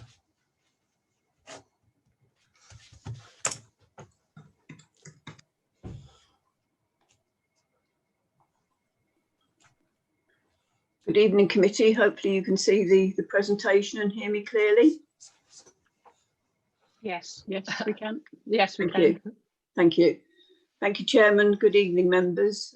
This is a full application and it proposes the erection of 119 dwellings, 14 one-bed and 105 two-bed units on land off Brook Street. The site is 2 hectares in site and was last used as a railway depot. It's within the East Colchester Special Policy Area where it's allocated for residential development. The site is identified by the red line you can see on the plan before you, and the blue line indicates land that's also within the applicant's ownership. And it's over this land that the access from Brook Street will be gained. This plan shows the site in the wider context, its proximity to Colchester town station and the bus station, and its proximity to the town centre. Members of the committee will have seen the videos of the site, and this plan shows the location of the videos. When the site was in use as a railway depot, there was an internal access road gained from Magdalen Street, and the videos are taken from the top of the access road, midway down at the bottom of the site, within the site itself, and from the higher land on Brook Street. I'll just quickly run through some photographs. This is a view down George Williams Way from the top of the access road, midway down the access road. This is the now overgrown access road here. You can see the rear of the properties in George Williams Way. This is another view of the properties in George Williams Way. This is looking across towards properties in Brooklands, the other side of the railway line. You just make out the railway line wires in this position here. And this is looking from the bottom of the site towards properties in Brook Street. And this is again looking from the lower level of the site towards George Williams Way, and you just see the top of the ridge of the properties in George Williams Way and the railway line in this position here. This is looking from the bottom of the site towards properties in Magdalen Green, which you can just see behind the trees in these locations here. And this is looking from the higher land at Brook Street across the site here towards the town centre. You obviously make out the town hall and Jumbo and the Church of St Botolph's here. I've included some aerial photographs from the visual and townscape impact to give those who aren't familiar with the site a better idea of the changing levels. You've got the lower level of the site here. This is clearly George Williams Way. This shows the original access road in this position here, and with the new access proposed from Brook Street onto the lower part of the site. You can see Brooklands, St Botolph's Church, first site, Town Hall and Jumbo.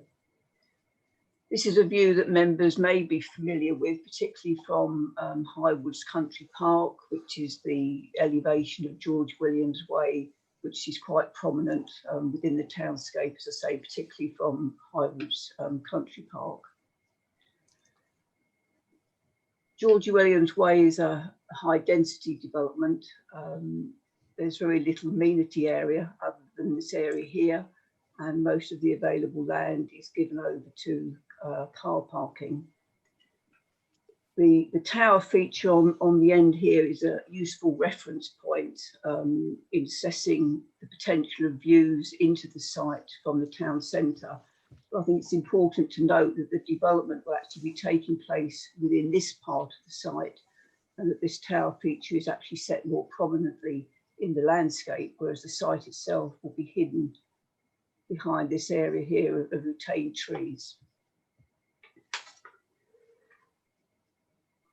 If we turn to the development itself, the development comprises 5 uniform blocks, each 5 stories high. You can see the access point here from Brook Street and the proposed cycle pedestrian link in this position here, using the position of the former access road.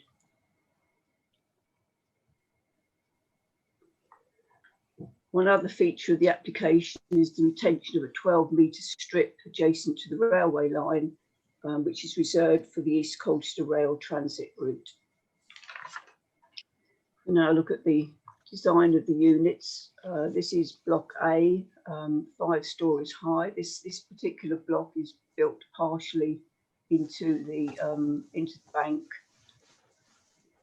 The units themselves are in a buff brick, and architectural details include inset balconies and the stair core, which is this rendered feature here, which is elevated above the top of the units to provide a feature in its own right.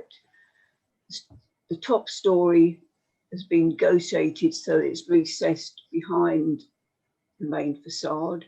It will also be clad in a different material so it appears more recessive, and actually in terms of modelling is a more recessive feature on the building. Other features include recessed brickwork and the different colours to the balconies. The basement floor plan includes some parking, also cycle parking and the refuse area. This is the floor plans of the upper floors. 4 of the blocks are identical, which are shown on these elevations here. That's block B, C, D and E. Following concern from the urban design officer that there is no active frontage to these buildings, a 1-bed unit has been included within the ground floor, which will be wheelchair accessible. This shows the 1-bed unit on the ground floor of those units, and the footprint of the other floors is similar, if not identical, to block A. And you've got balconies serving each of the units, particularly on the side elevations.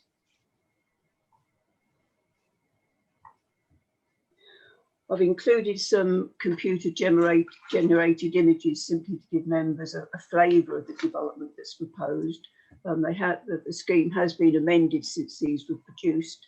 The brickwork is no longer a red brick, it's a buff brick, and additional balconies have been included on the side elevations of the blocks themselves.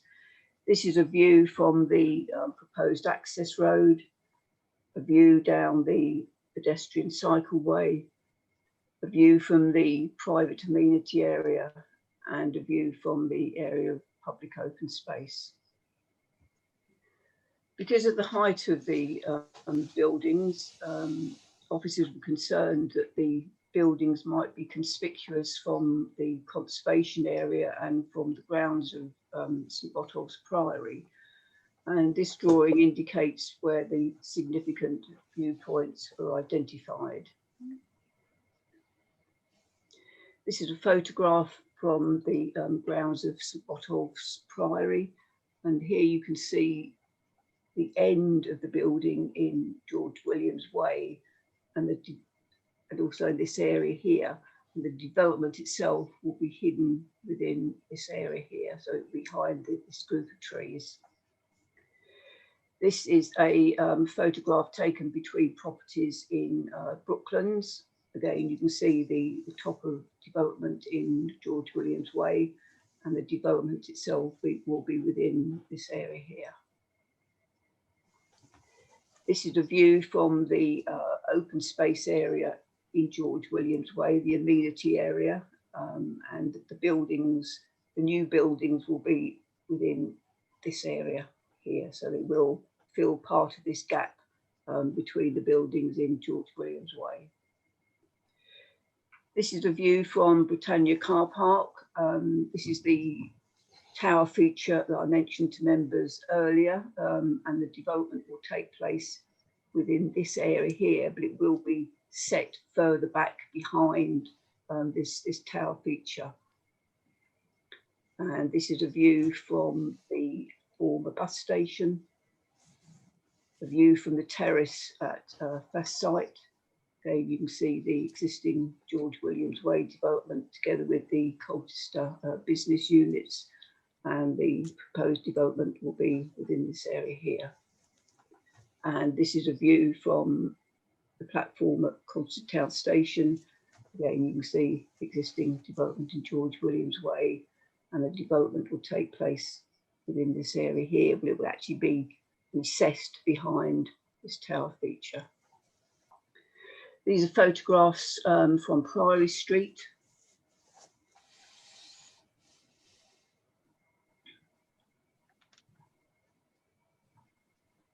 And this is a view from the top of Brook Street, looking across the site towards the town centre. So the development will take place within this area here. And this is a view from the Highwoods Country Park. Unfortunately, not very clear, but if members can make out this line of white buildings, then that is the existing George Williams Way development, and the proposed development will sit within that area there. If we turn on to highway and parking matters, this slide shows the proposed car parking. So there's parking spaces on the basement area of the various buildings shown in orange, and then the purple shows parking spaces, parking areas between the actual blocks of buildings. This area here is where the car share car will be sited. So the development will fund the car share vehicle, and that will be located on the site here. Members will be aware that residents have raised concerns about the level of parking. 119 spaces proposed, which equates to 1 space per unit. The adopted standard requires 254 car parking spaces.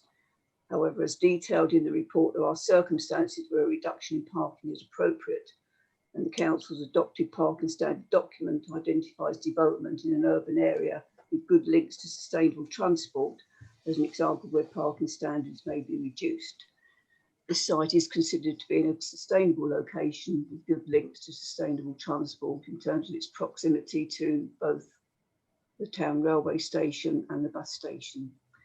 The same residents have expressed concerns that vehicles from this development will park in adjacent streets.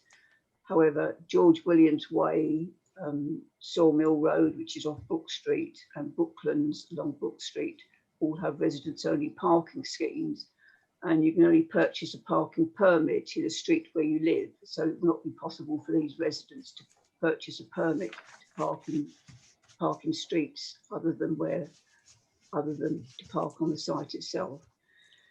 The parking area will be, as will the road, will be managed by a private parking company. In addition to the car club car, 20% of the parking spaces will have electric charging points. This slide shows the access point from Brook Street, and this shows the the proposed road, which will be built to adoptable standards with a size 3 turning head, so it'll be suitable for refuse vehicles and fire tenders. It also shows the proposed cycle pedestrian link, which will link to existing public rights of way, and will also connect through to the Colchester Rapid Transit route, should that come to fruition. This plan shows the existing public rights of way. So there's an existing public right of way along the side of George Williams Way, which goes on a bridge over the railway line and then connects through to Priory Street and also connects through to Brook Street. So the proposed cycle footpath will be in this position here and will connect to that footpath. There's also a contribution towards CCTV and lighting of this route. If anyone has used that route, you'll see that it's sorely in need of CCTV and lighting. It's not a route that you would choose to use, particularly in the night time. So obviously this will include improvements to that route to make it more usable and an easy route straight through to the town centre. This plan shows the proposed refuse storage by the purple-blue blocks on the drawing. If we look now at landscape matters, this drawing and the subsequent one show the area of trees to be removed, which is these red dotted lines here, and the trees to be retained, which is shown by these grey markings. The majority of trees were agreed to be removed as part of the earlier planning application. The majority are on the north side of the existing access track and are mainly self-seeded willows, sycamore and birch. This plan shows the proposed landscape scheme. The new planting is shown in the turquoise colour and the existing planting retained trees in the darker green colour, with the area of woodland in this position here to be retained.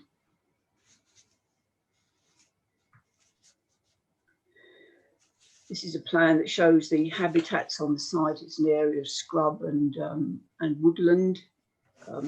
Members will note that residents have raised concerns about the loss of habitat and wildlife on the site. The site is not protected by any statutory or non-statutory designations, and whilst there is wildlife on the site, badgers are the only protected species. There are some outlying sets, but no main sets. But the works to these will have to be agreed with Natural England, and a licence will be required before that work can commence. This plan shows the areas of open space. The blue area shows areas of private amenity to the flats. This orange area here shows the area where the leap is proposed. This area here is the wildlife habitat site, and members can see that a large part of the site will also remain as a grassed area. This shows in more detail the amenity space between the flats, and this shows in more detail the leap area that's proposed as public open space, and adjacent to it the wildlife habitat area. Turning to concerns that have been raised by residents, the objections are set out in full, both in the report and on the amendment sheet, and also objections raised by the Civic Society. In particular, residents raised concerns about impact on privacy, amenity and outlook. In addition to the comments on the amendment sheet and in the report, these objections have also been outlined by the speakers earlier today. I'll draw members' attention in particular to the amendment sheet, which includes in full a representation from a Natasha Austin, who was also the organiser of the petition. The details of the 580 signature petition are set out in full in the report. What this slide shows is the distances between the buildings and the properties in George Williams Way. You can see distances range from 31 metres down to just over 30 metres, and this position here 41 metres, and distances from the buildings to properties in Brooklands. The report makes reference to the history of the site, in particular the application in 2015 to 58 units, Whilst this was an outline application, the location of the blocks and the height of the blocks form part of the application, with the only reserve matter being design. So members can see that in terms of storey height, there's a small element of 4-storey, mainly 3-storey, with some 2-storey wings. These buildings were shown indicatively with a more traditional design, so that the buildings also included pitched roofs.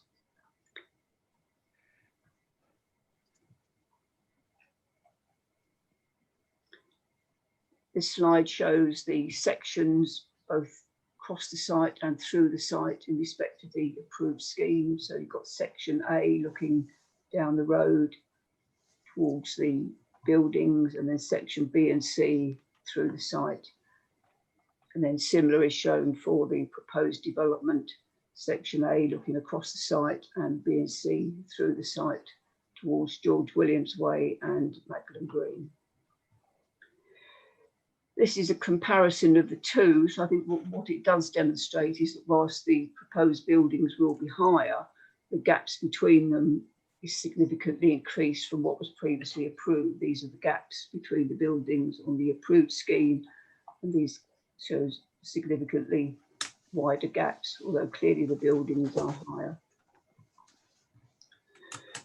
At the briefing, and also raised in the representation, was the impact on air quality. And what this slide shows is where the receptors were for the modelling that was done in terms of the impact on air quality. So there's a number of receptors in Brook Street and along Magdalen Street. And the following slide shows the change in nitrogen dioxide concentrations as a result of the development. So the column you need to look at is this one here, change as a result of development. And you can see that the predicted change ranges from 1.1% to 0.1%. And in the majority of cases, that impact is considered to be negligible. This slide and the following one shows the change in particulates as a result of the development. This slide shows the change in terms of PM10, and the following one in terms of PM2.5. PM10 means the particulate matter with an aerodynamic diameter of less than 10 micrometers. And the following slide shows the same information in respect of 2.5 micrometers. Finally, members will note that development has been subject to a viability appraisal, and this has been independently reviewed and concluded that development would not be viable if all the planning obligations requested by the development team were pursued, and that financial contributions should not exceed £400,000. The development team has considered how this should be apportioned, and this is set out in the report, but in summary it involves CCTV and lighting, funding the NHS contribution, funding one affordable housing unit off-site, and the RAND's contribution. And the legal agreement sets out that there will be a review mechanism for viability. So the recommendation is for planning permission subject to the legal agreement and conditions. There's an amendment to conditions on the amendment sheet and the amendment to a wording of one of the conditions as well. At the briefing yesterday evening, members discussed an informative in respect of cladding for fire certification for the cladding. So if members agree, that would be an additional informative on the application. Thank you. Thank you. Right, I will now invite each member again to either ask questions or indeed make a comment. Councillor Barton, do you have anything you'd like to say? Yes, a few observations. Thank you very much, Chairman. I don't like the look of 5-storey buildings, but is there a slide or anything that shows the proposed 5-storey in relation to the building, the high-rise buildings that are already there? Because nothing, you've got an aerial view, but nothing shows. I wonder what the differential was, because the screening looks quite effective, actually. That's quite impressive. But is there that was one thing, whether there was a slide that actually showed the difference in height. Now we've gone to 5-storey. That was one thing. Welcome the external balconies. That's a plus. There's an addition of those. That's good. Electric charging points, also good. But in a way, I think we're unrealistic to think that everybody's going to actually have electric cars. And I still think there might be a problem with pollution, etc. My other point, you did mention the badger sets, but I just wonder if I could revisit that, because as you say, the badger is a protected species. I wasn't quite sure. Are you saying that they're accommodating the badger set within the development, or are they excluded from the site? How are they going to manage that? Because at the end of the day, that's their habitat. And I did belong to the North East Essex Badger Group, so I've got a particular passion about the welfare of badgers. So I just wondered, you know, what moves were afoot to make sure that they're protected. And the last thing, really, like Councillor Higgins, a bit disappointed about the no housing element, well, no social housing. Well, one, that is a bit disappointing, because our policy is to try and have 20% minimum, really, on all developments, but do understand that the remediation costs are expensive. Thank you, Chairman. Yep, that was it.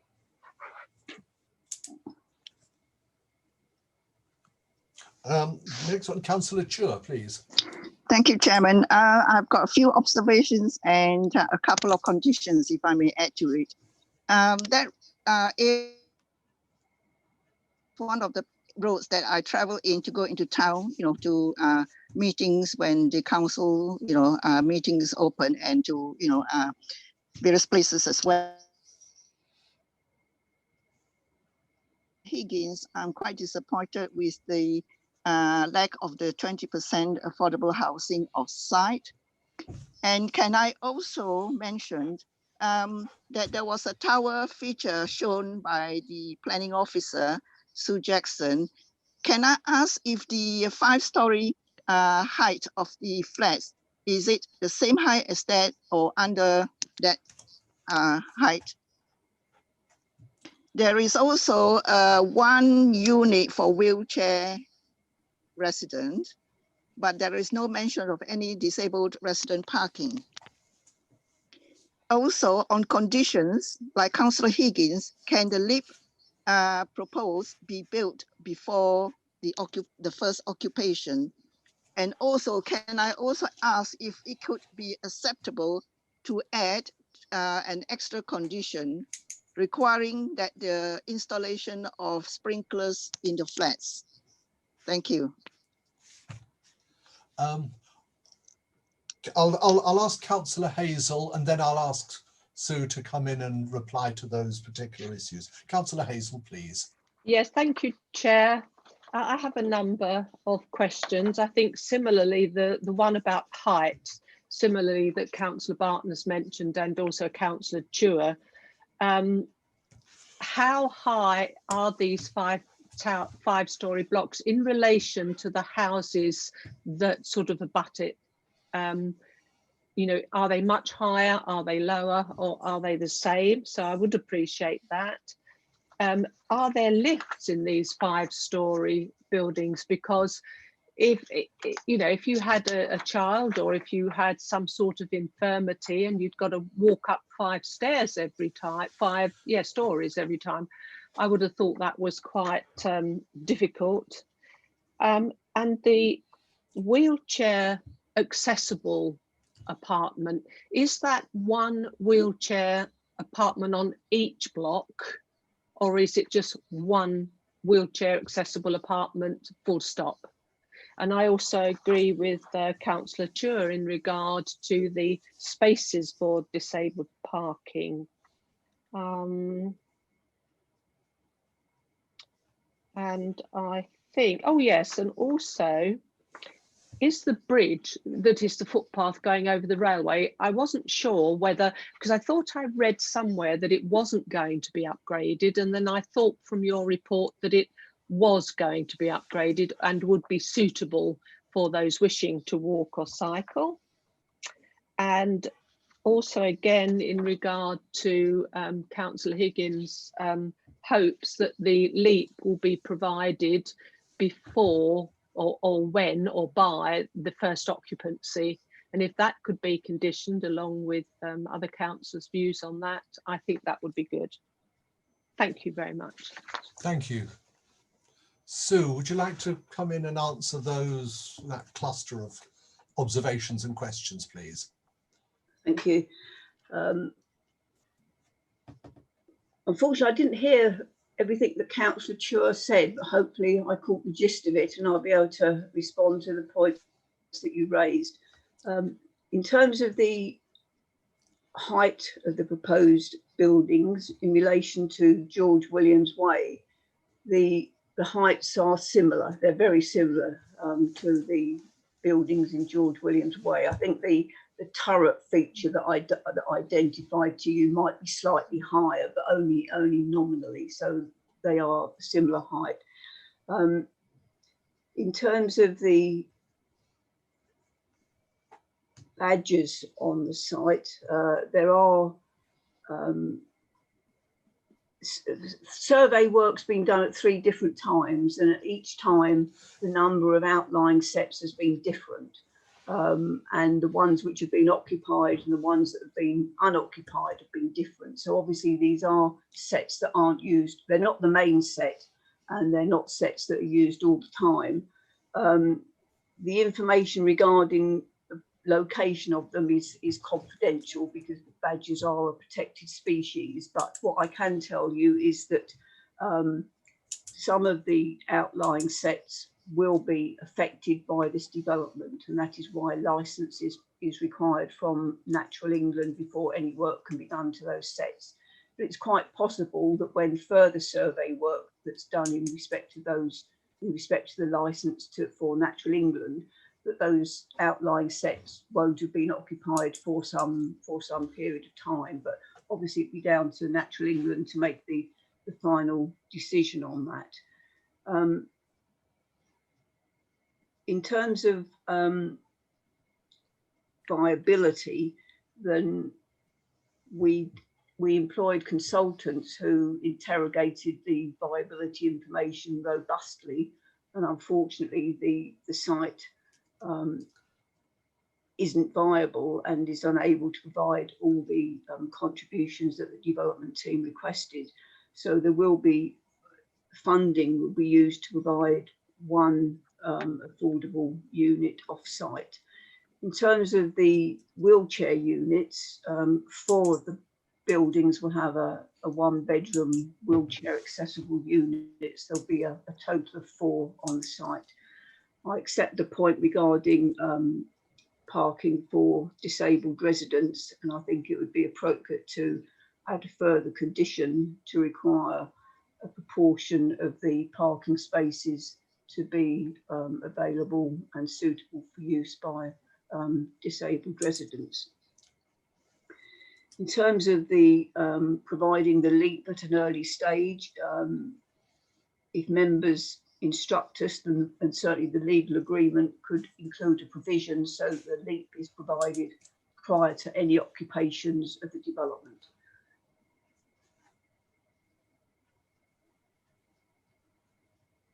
And the lifts. The lift. I asked about lifts. Yeah. The scheme doesn't include a lift, but it will obviously need to comply with both building regulations and fire regulations in terms of the size of the staircase. And I understand that it will be sufficiently wide, so should it be required to be used by firemen, that it's sufficiently wide for the firemen to access it at the same time as people are leaving the apartments and exiting the site. In terms of sprinklers, the applicant's agent has indicated that he'd be happy to for members to impose a condition requiring sprinklers. Councillor Hazel mentioned the bridge. There's an existing bridge over the railway line, which links to the footpath adjacent to George Williams Way, and then to footpaths on the opposite side, which eventually take you through to Priory Street. The contribution in terms of CCTV and lighting would be available to be used to improve the footpaths, which are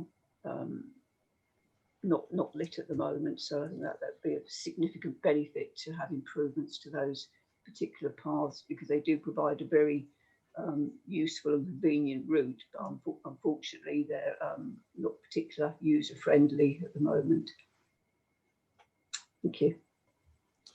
Thank you. It's just past 8 o'clock. If committee members are quite happy, I would like to press on, unless there is any sort of need for a break. Does anybody feel the need for a break at all? No, press on. No. Yeah. All right, then we press on. Councillor Jarvis, please. Pressing on. Thank you, Chair. I'll delay my cup of coffee to a bit later. I can't disagree with what's been said. To be honest, I think that what we have in front of us is a pretty well defined development.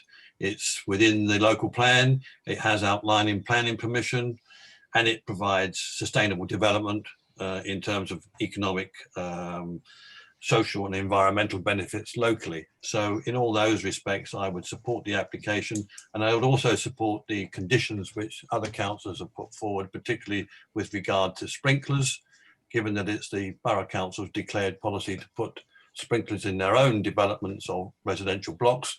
I think it's only right that we would include new private sector developments of this nature. So all in all, I'm quite in favour of this application and would recommend that we approve it plus conditions. Do I take that as a proposal? It is indeed, sir. Do I have a seconder? I'll second it. Councillor Loveland, thank you. All right, but we will still ask the other committee members for their opinions. So, okay, right. Councillor Loveland. Yes, I had on my list of about the height of the units, which I presume we're starting at a lower level, so they wouldn't come up higher than the original. But the actual site, I think it's an empty site. You're not taking up new land. It's obviously previously been used. And I think it's a great site near the town. Be ideal. The only thing is the affordable housing, which I don't like. Could have more of. Thank you. Thank you. Councillor McLean, please. Happy to go along with it. Okay. Councillor Oxford, please. Thank you very much, Chair. Thanks for Sue Jackson for that clarification on the disabled units. I'd like to put some extra conditions on them. With the ground floor flats, I'm assuming are going to be for disabled. Can we put a condition that they are for disabled only, and the level of access as in not cobbles, not grass, but concrete and sufficient wide enough disabled access to get in these flats. And also I'd like to put another condition in that they provide 4 disabled bays, and if they, like you said, got a park warden on site, if they're not disabled, badges are not showing a blue badge, then they ask to move for the disabled, because they are allowed to have 1 car space, as he said, that has to be 4 disabled bays, and yes, they are bigger. Thank you. Thank you. Sue, would you like to deal with those particular questions?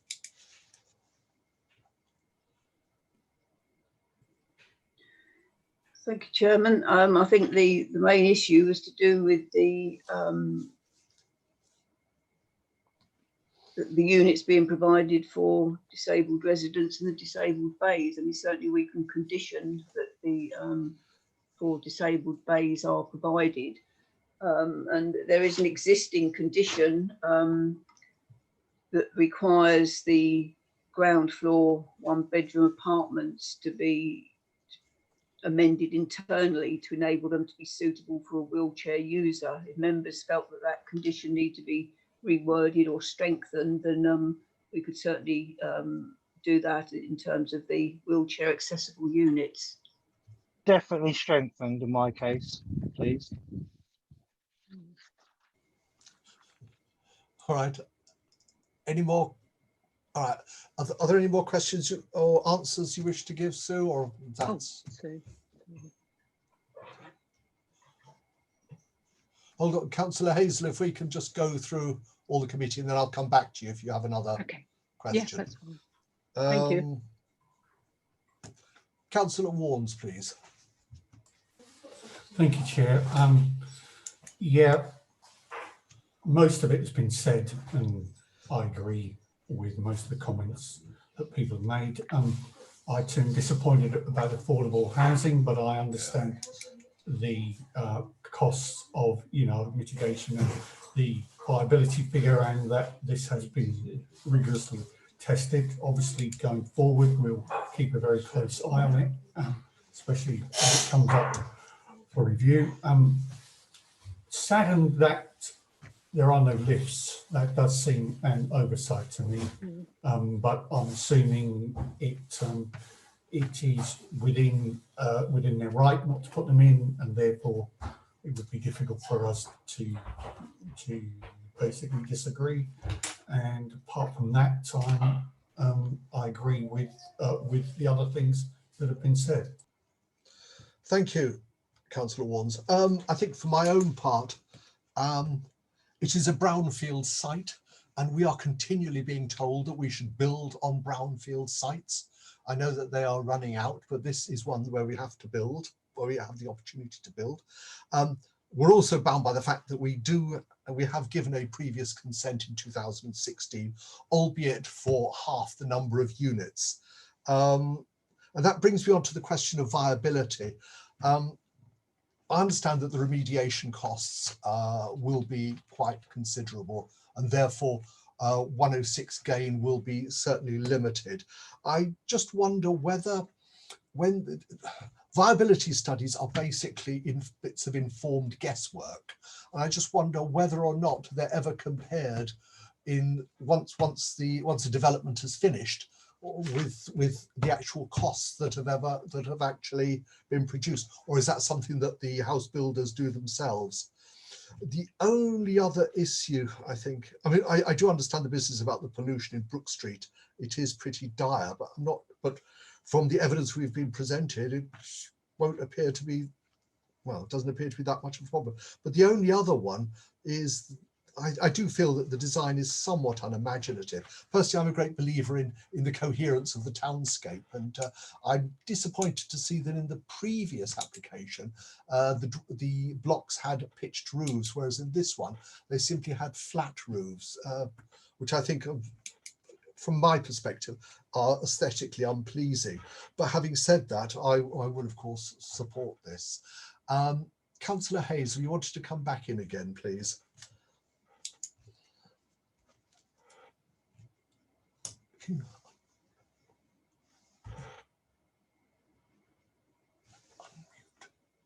License, if the badgers are alive and using the sets, the company would need a license. So if those badgers are disturbed, but they want to still use the site, and the Natural England says, no, we're not giving you a license, what happens then? What happens to the development then?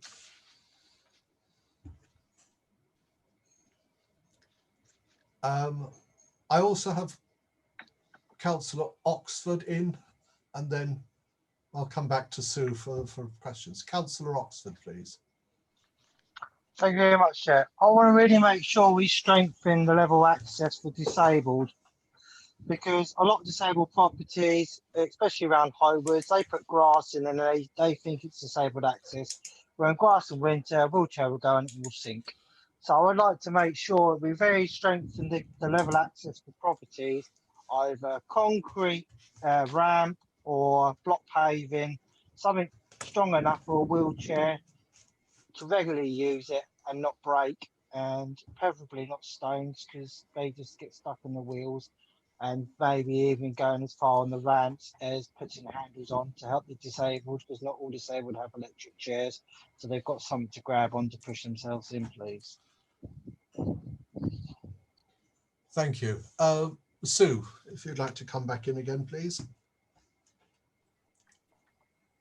Thank you, Chairman. I think you yourself mentioned viability. We are recommending that the legal agreement includes a review mechanism so that viability will be reviewed at least twice during the development process, and if there's any additional contributions available because viability has changed, then the legal agreement will set out that that will be apportioned between education and affordable housing. Thank you. Councillor Hazel raised the point, what happens if Natural England don't grant a licence? Well, in that instance, I think the development proposal would have to be amended. So it's likely that an amended scheme would come back before you. But I have to say, I think that's unlikely, because it seems that the sets aren't a main set. The main set is off-site, and that these are outlying sets which are used occasionally and sort of not on a sort of permanent basis. The condition that Councillor Oxford raised, and it certainly be possible to condition that the wheelchair units have a level access, and that the type of material, the external surfacing material, is submitted and agreed with us, so that we would have control over the type of surfacing material that's being used, so that we could obviously ensure that it wasn't grass or any surface that might get wet and unusable. Thank you. Thank you. Do I have any more questions, comments, observations, anything like that? No? I now have a proposal on the table from Councillor Jarvis to accept, subject to subject to approval, subject to conditions, seconded by Councillor Lovelace. Before we do move to the vote, Sue, could you quickly run through the conditions that have been picked up during this discussion? Thank you, Chairman. I think the points that have been picked up during this discussion is that the condition in respect of the wheelchair units should be strengthened to make sure that there's a level access, and that the type of material for that access is submitted and agreed with us. That the leap should be provided prior to any occupations. There is a condition in respect of sprinkler systems, and at the briefing, members requested an additional informative in respect of the cladding on the upper floor of the building that should have full fire certification. Thank you. Thank you. So we'll move to the vote. Mrs. Chidgey, if you'd care to call out the roll, please.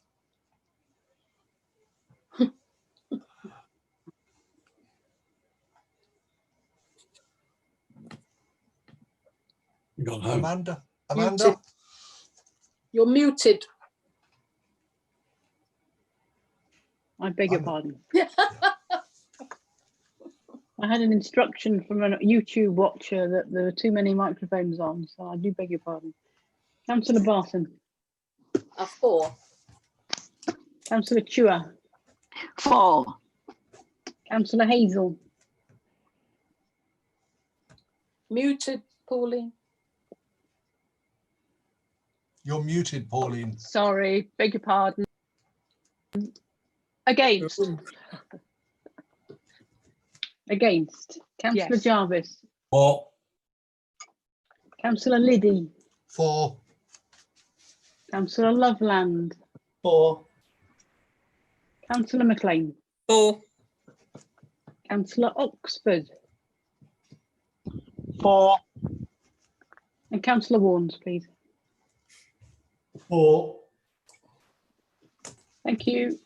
That's 8 votes in favour and 1 vote against, Chairman. That proposal is carried. So the proposal is carried. Thank you very much.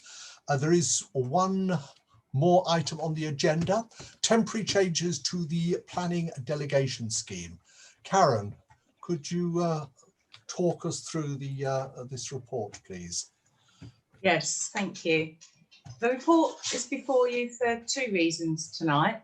First of all, it's to provide an update on all those applications that have been determined under the interim arrangements, which are set out in the report. There's 16 applications listed in the report that have been determined since the middle of March, really, and a further 2 are included on the amendment sheet. Those have been determined since the report was written. The second part of the report looks at further interim arrangements. So far, whilst we've not been able to have any committees, we've been determining all applications that way. But now we're permitted to have these virtual meetings, it's suggested that we don't revert back to the standard delegation, but we introduce a revised form of interim arrangements. Virtual committees are becoming more commonplace and best practice is emerging. And part of that best practice is that no committee or meeting should go on too long, and there shouldn't be too many items on any one agenda. So as a result, it's suggested that the number of applications we consider at each planning committee is kept manageable. And therefore, to achieve this, we're suggesting some interim arrangements and a further scheme of delegation, which is set out in the report. And I can share that with you.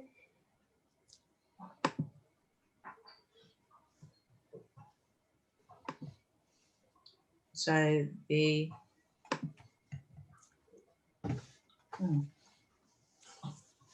oops,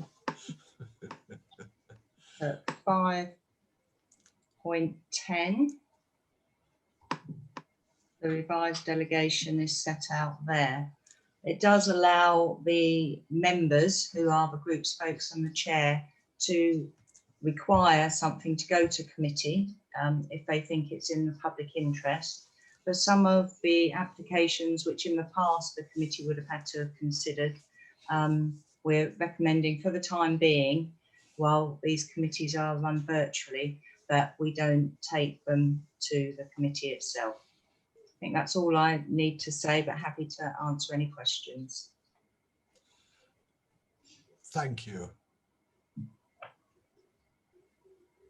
Could we come out of your screen, please? Thank you. I won't go by the sort of go through each councillor. Does anybody actually have any comments or observations about this at all? Oh, I've got 4 hands. I'll do them in order. Councillor Jarvis, followed by Councillor Warnes, followed by Councillor Hazel, then Councillor Oxford. No? Councillor Jarvis, please. Thank you, Chair. Yes, just like to ask just the question of the agenda. We've had instances in the past where we've had, I think, at least 3 major applications in one evening, which has tended to go on until about 10 o'clock. When the agenda is drawn up, will that be taken into consideration, the balance between the ones that we would have thought to have gone through quite easily and the major ones, which will mean a number of the public being there and what have you, and would take longer, just to not to overload the agenda unnecessarily, or if it is necessary, to call an extraordinary meeting. In other words, instead of every 2 weeks, have it every week, but to avoid these very late night sittings that we've had in the past. Thank you. Councillor Warnes, please. Yeah, thank you, Chair. Yeah, I understand why this is being put forward, and I understand it's the reason for extending it is to do with the time it takes to hold online meetings. But what I don't see is a sunset clause. And whilst I understand this may be a temporary measure, I think this should be a definite review date to make sure it doesn't become a permanent measure. So once the council gets back to face-to-face meetings, this temporary arrangement has a very definite end to it. So I'd like to see a sunset clause, i.e. a date by which, if it's going to continue, it has to be reconsidered and approved. Councillor Oxford, please. Thank you very much, Chair. I was just going to say thank you very much to all the plan officers during the virus, the COVID-19. I know it's been very hard and plan applications still need to be determined. I'd just like to say thank you for all the staff we have for the marvellous work they've done during our times. Right, thank you. Karen, would you like to comment on all of those contributions, please? Well, it's very kind of Councillor Oxford. The first point Councillor Jarvis made about overloading the agenda, completely agree. We really need to avoid that, especially at the current time. So we will bear that in mind when we're pulling those agendas together. And in terms of the sunset clause, Councillor Warnes mentioned at the end of paragraph 511, it's stated, if agreed, the revised interim arrangements are intended to operate for the duration of the operation of virtual meetings. Any more? Do you want to follow up on that, Councillor Warnes? Councillor Hazel, please. Yeah. Oh, sorry. Yes, I would, Chair. I understand what Karen's saying, but that doesn't negate the fact that we may decide to continue having virtual meetings. So I think it does need to be clear, and I understand the point Karen makes, but I would like to see a date. I think in terms of promoting democracy, I think a date, i.e. a sunset clause, needs to be there. Chairman, could I comment? Please. The legislation that was brought in soon after we went into lockdown, which enables us to provide these virtual meetings, extends for the period of time until May 2021, I think. So it would enable a change in the legislation for these arrangements to go on any longer than that in the first instance, if that's any consolation for Councillor Warnes. Councillor Warnes, do you want to come back at all, or? Yeah, I mean, the law relates to the COVID emergency and sets a date for all the laws, which does allow virtual meetings. And yes, as a backstop, that is a date, but that doesn't stop us reconsidering at an earlier date. But in order to keep the flow of the meeting going, if that virtual date was made explicit, that would be fine by me. If other council members felt we should be reviewing it earlier than that, perhaps at the end of the year, that would also be fine. Thank you. Councillor Hazel, please. Thank you, Chair. Yes, I do welcome this report. I think I said the other day, I'm really pleased that we now have the facility to forward, if we think fit, to the full committee. I think that's to be very welcome. I agree with Councillor Ward in regard to the sunset clause, and I understand the sentiments and the legislation. So I'm just trusting that way before next May, we will be back to our normal council working. So it's a wing and a prayer and a hope, really. Thank you, Chair. Councillor Warnes, do you want to amend that report then? Is that an amendment you're suggesting, or what? If it could just add the date that Amanda has alluded to, so that becomes a date backstop, that's fine. Do we need a resolution for that, or is that an amendment that can be taken? How do other members feel about that? I'm quite happy. Does anybody have any strong opinions? Councillor Chur, do you have any views on it? No? No, thank you, Chairman. No. Okay then. Karen, is that something that can be added in then? Yes, certainly. We can. I can bring it back in, say, December at the end of the year, if councillors would be happier with that suggestion, even if we just review it at the end of the year and see where we're at. That sounds a good idea. Yeah. I would agree with that. Okay then. Is everyone happy with that? Yeah, good idea. Yes. Yeah. Very good. Okay, Yeah. well, Good idea. I don't think we need to go to the vote. I think we can say that that has been agreed unanimously by the committee. Okay, and that Oh, I thought it was almost. Mandy trying to say something. Oh, sorry, Mandy. If you don't mind, Chairman, just to be transparent, could we just do a quick roll call, please? Indeed, please do. Okay. Councillor Barton. Agreed. Councillor Chua. Agreed. Councillor Hazel. Agreed. Councillor Jarvis. Agreed. Councillor Liddy. Agreed. Councillor Loveland. Agreed. Councillor McLean. Agreed. Councillor Oxford. Agreed. And Councillor Warnes. Agreed. Thank you very much. That's unanimous, Chairman. Thank you very much. Now, that almost concludes tonight's business, save to say that this is the last planning committee meeting that will be attended by two of our most valuable members of staff. Both Mandy Chidgey and Sue Jackson are retiring after many years of loyal and valuable service to our community. I'm sure you'll agree with me that they both richly deserve the gratitude and good wishes of the committee, and that we wish them all the best in the future. Hear, hear. Very much agreed. Here, here. Thank you very much. Yeah. Yeah. Absolutely. Yeah, thank Yes. you. Right, Yes, well, absolutely. Enjoy. That's very, very kind of you. Thank you very much. We'll miss you. Indeed. Yeah. Right, well, thank you very much and good night. Good night. Good night. Good night. Good night. Good night. Right, good night. See you Good all night. soon. Don't forget to brush your teeth and say your prayers.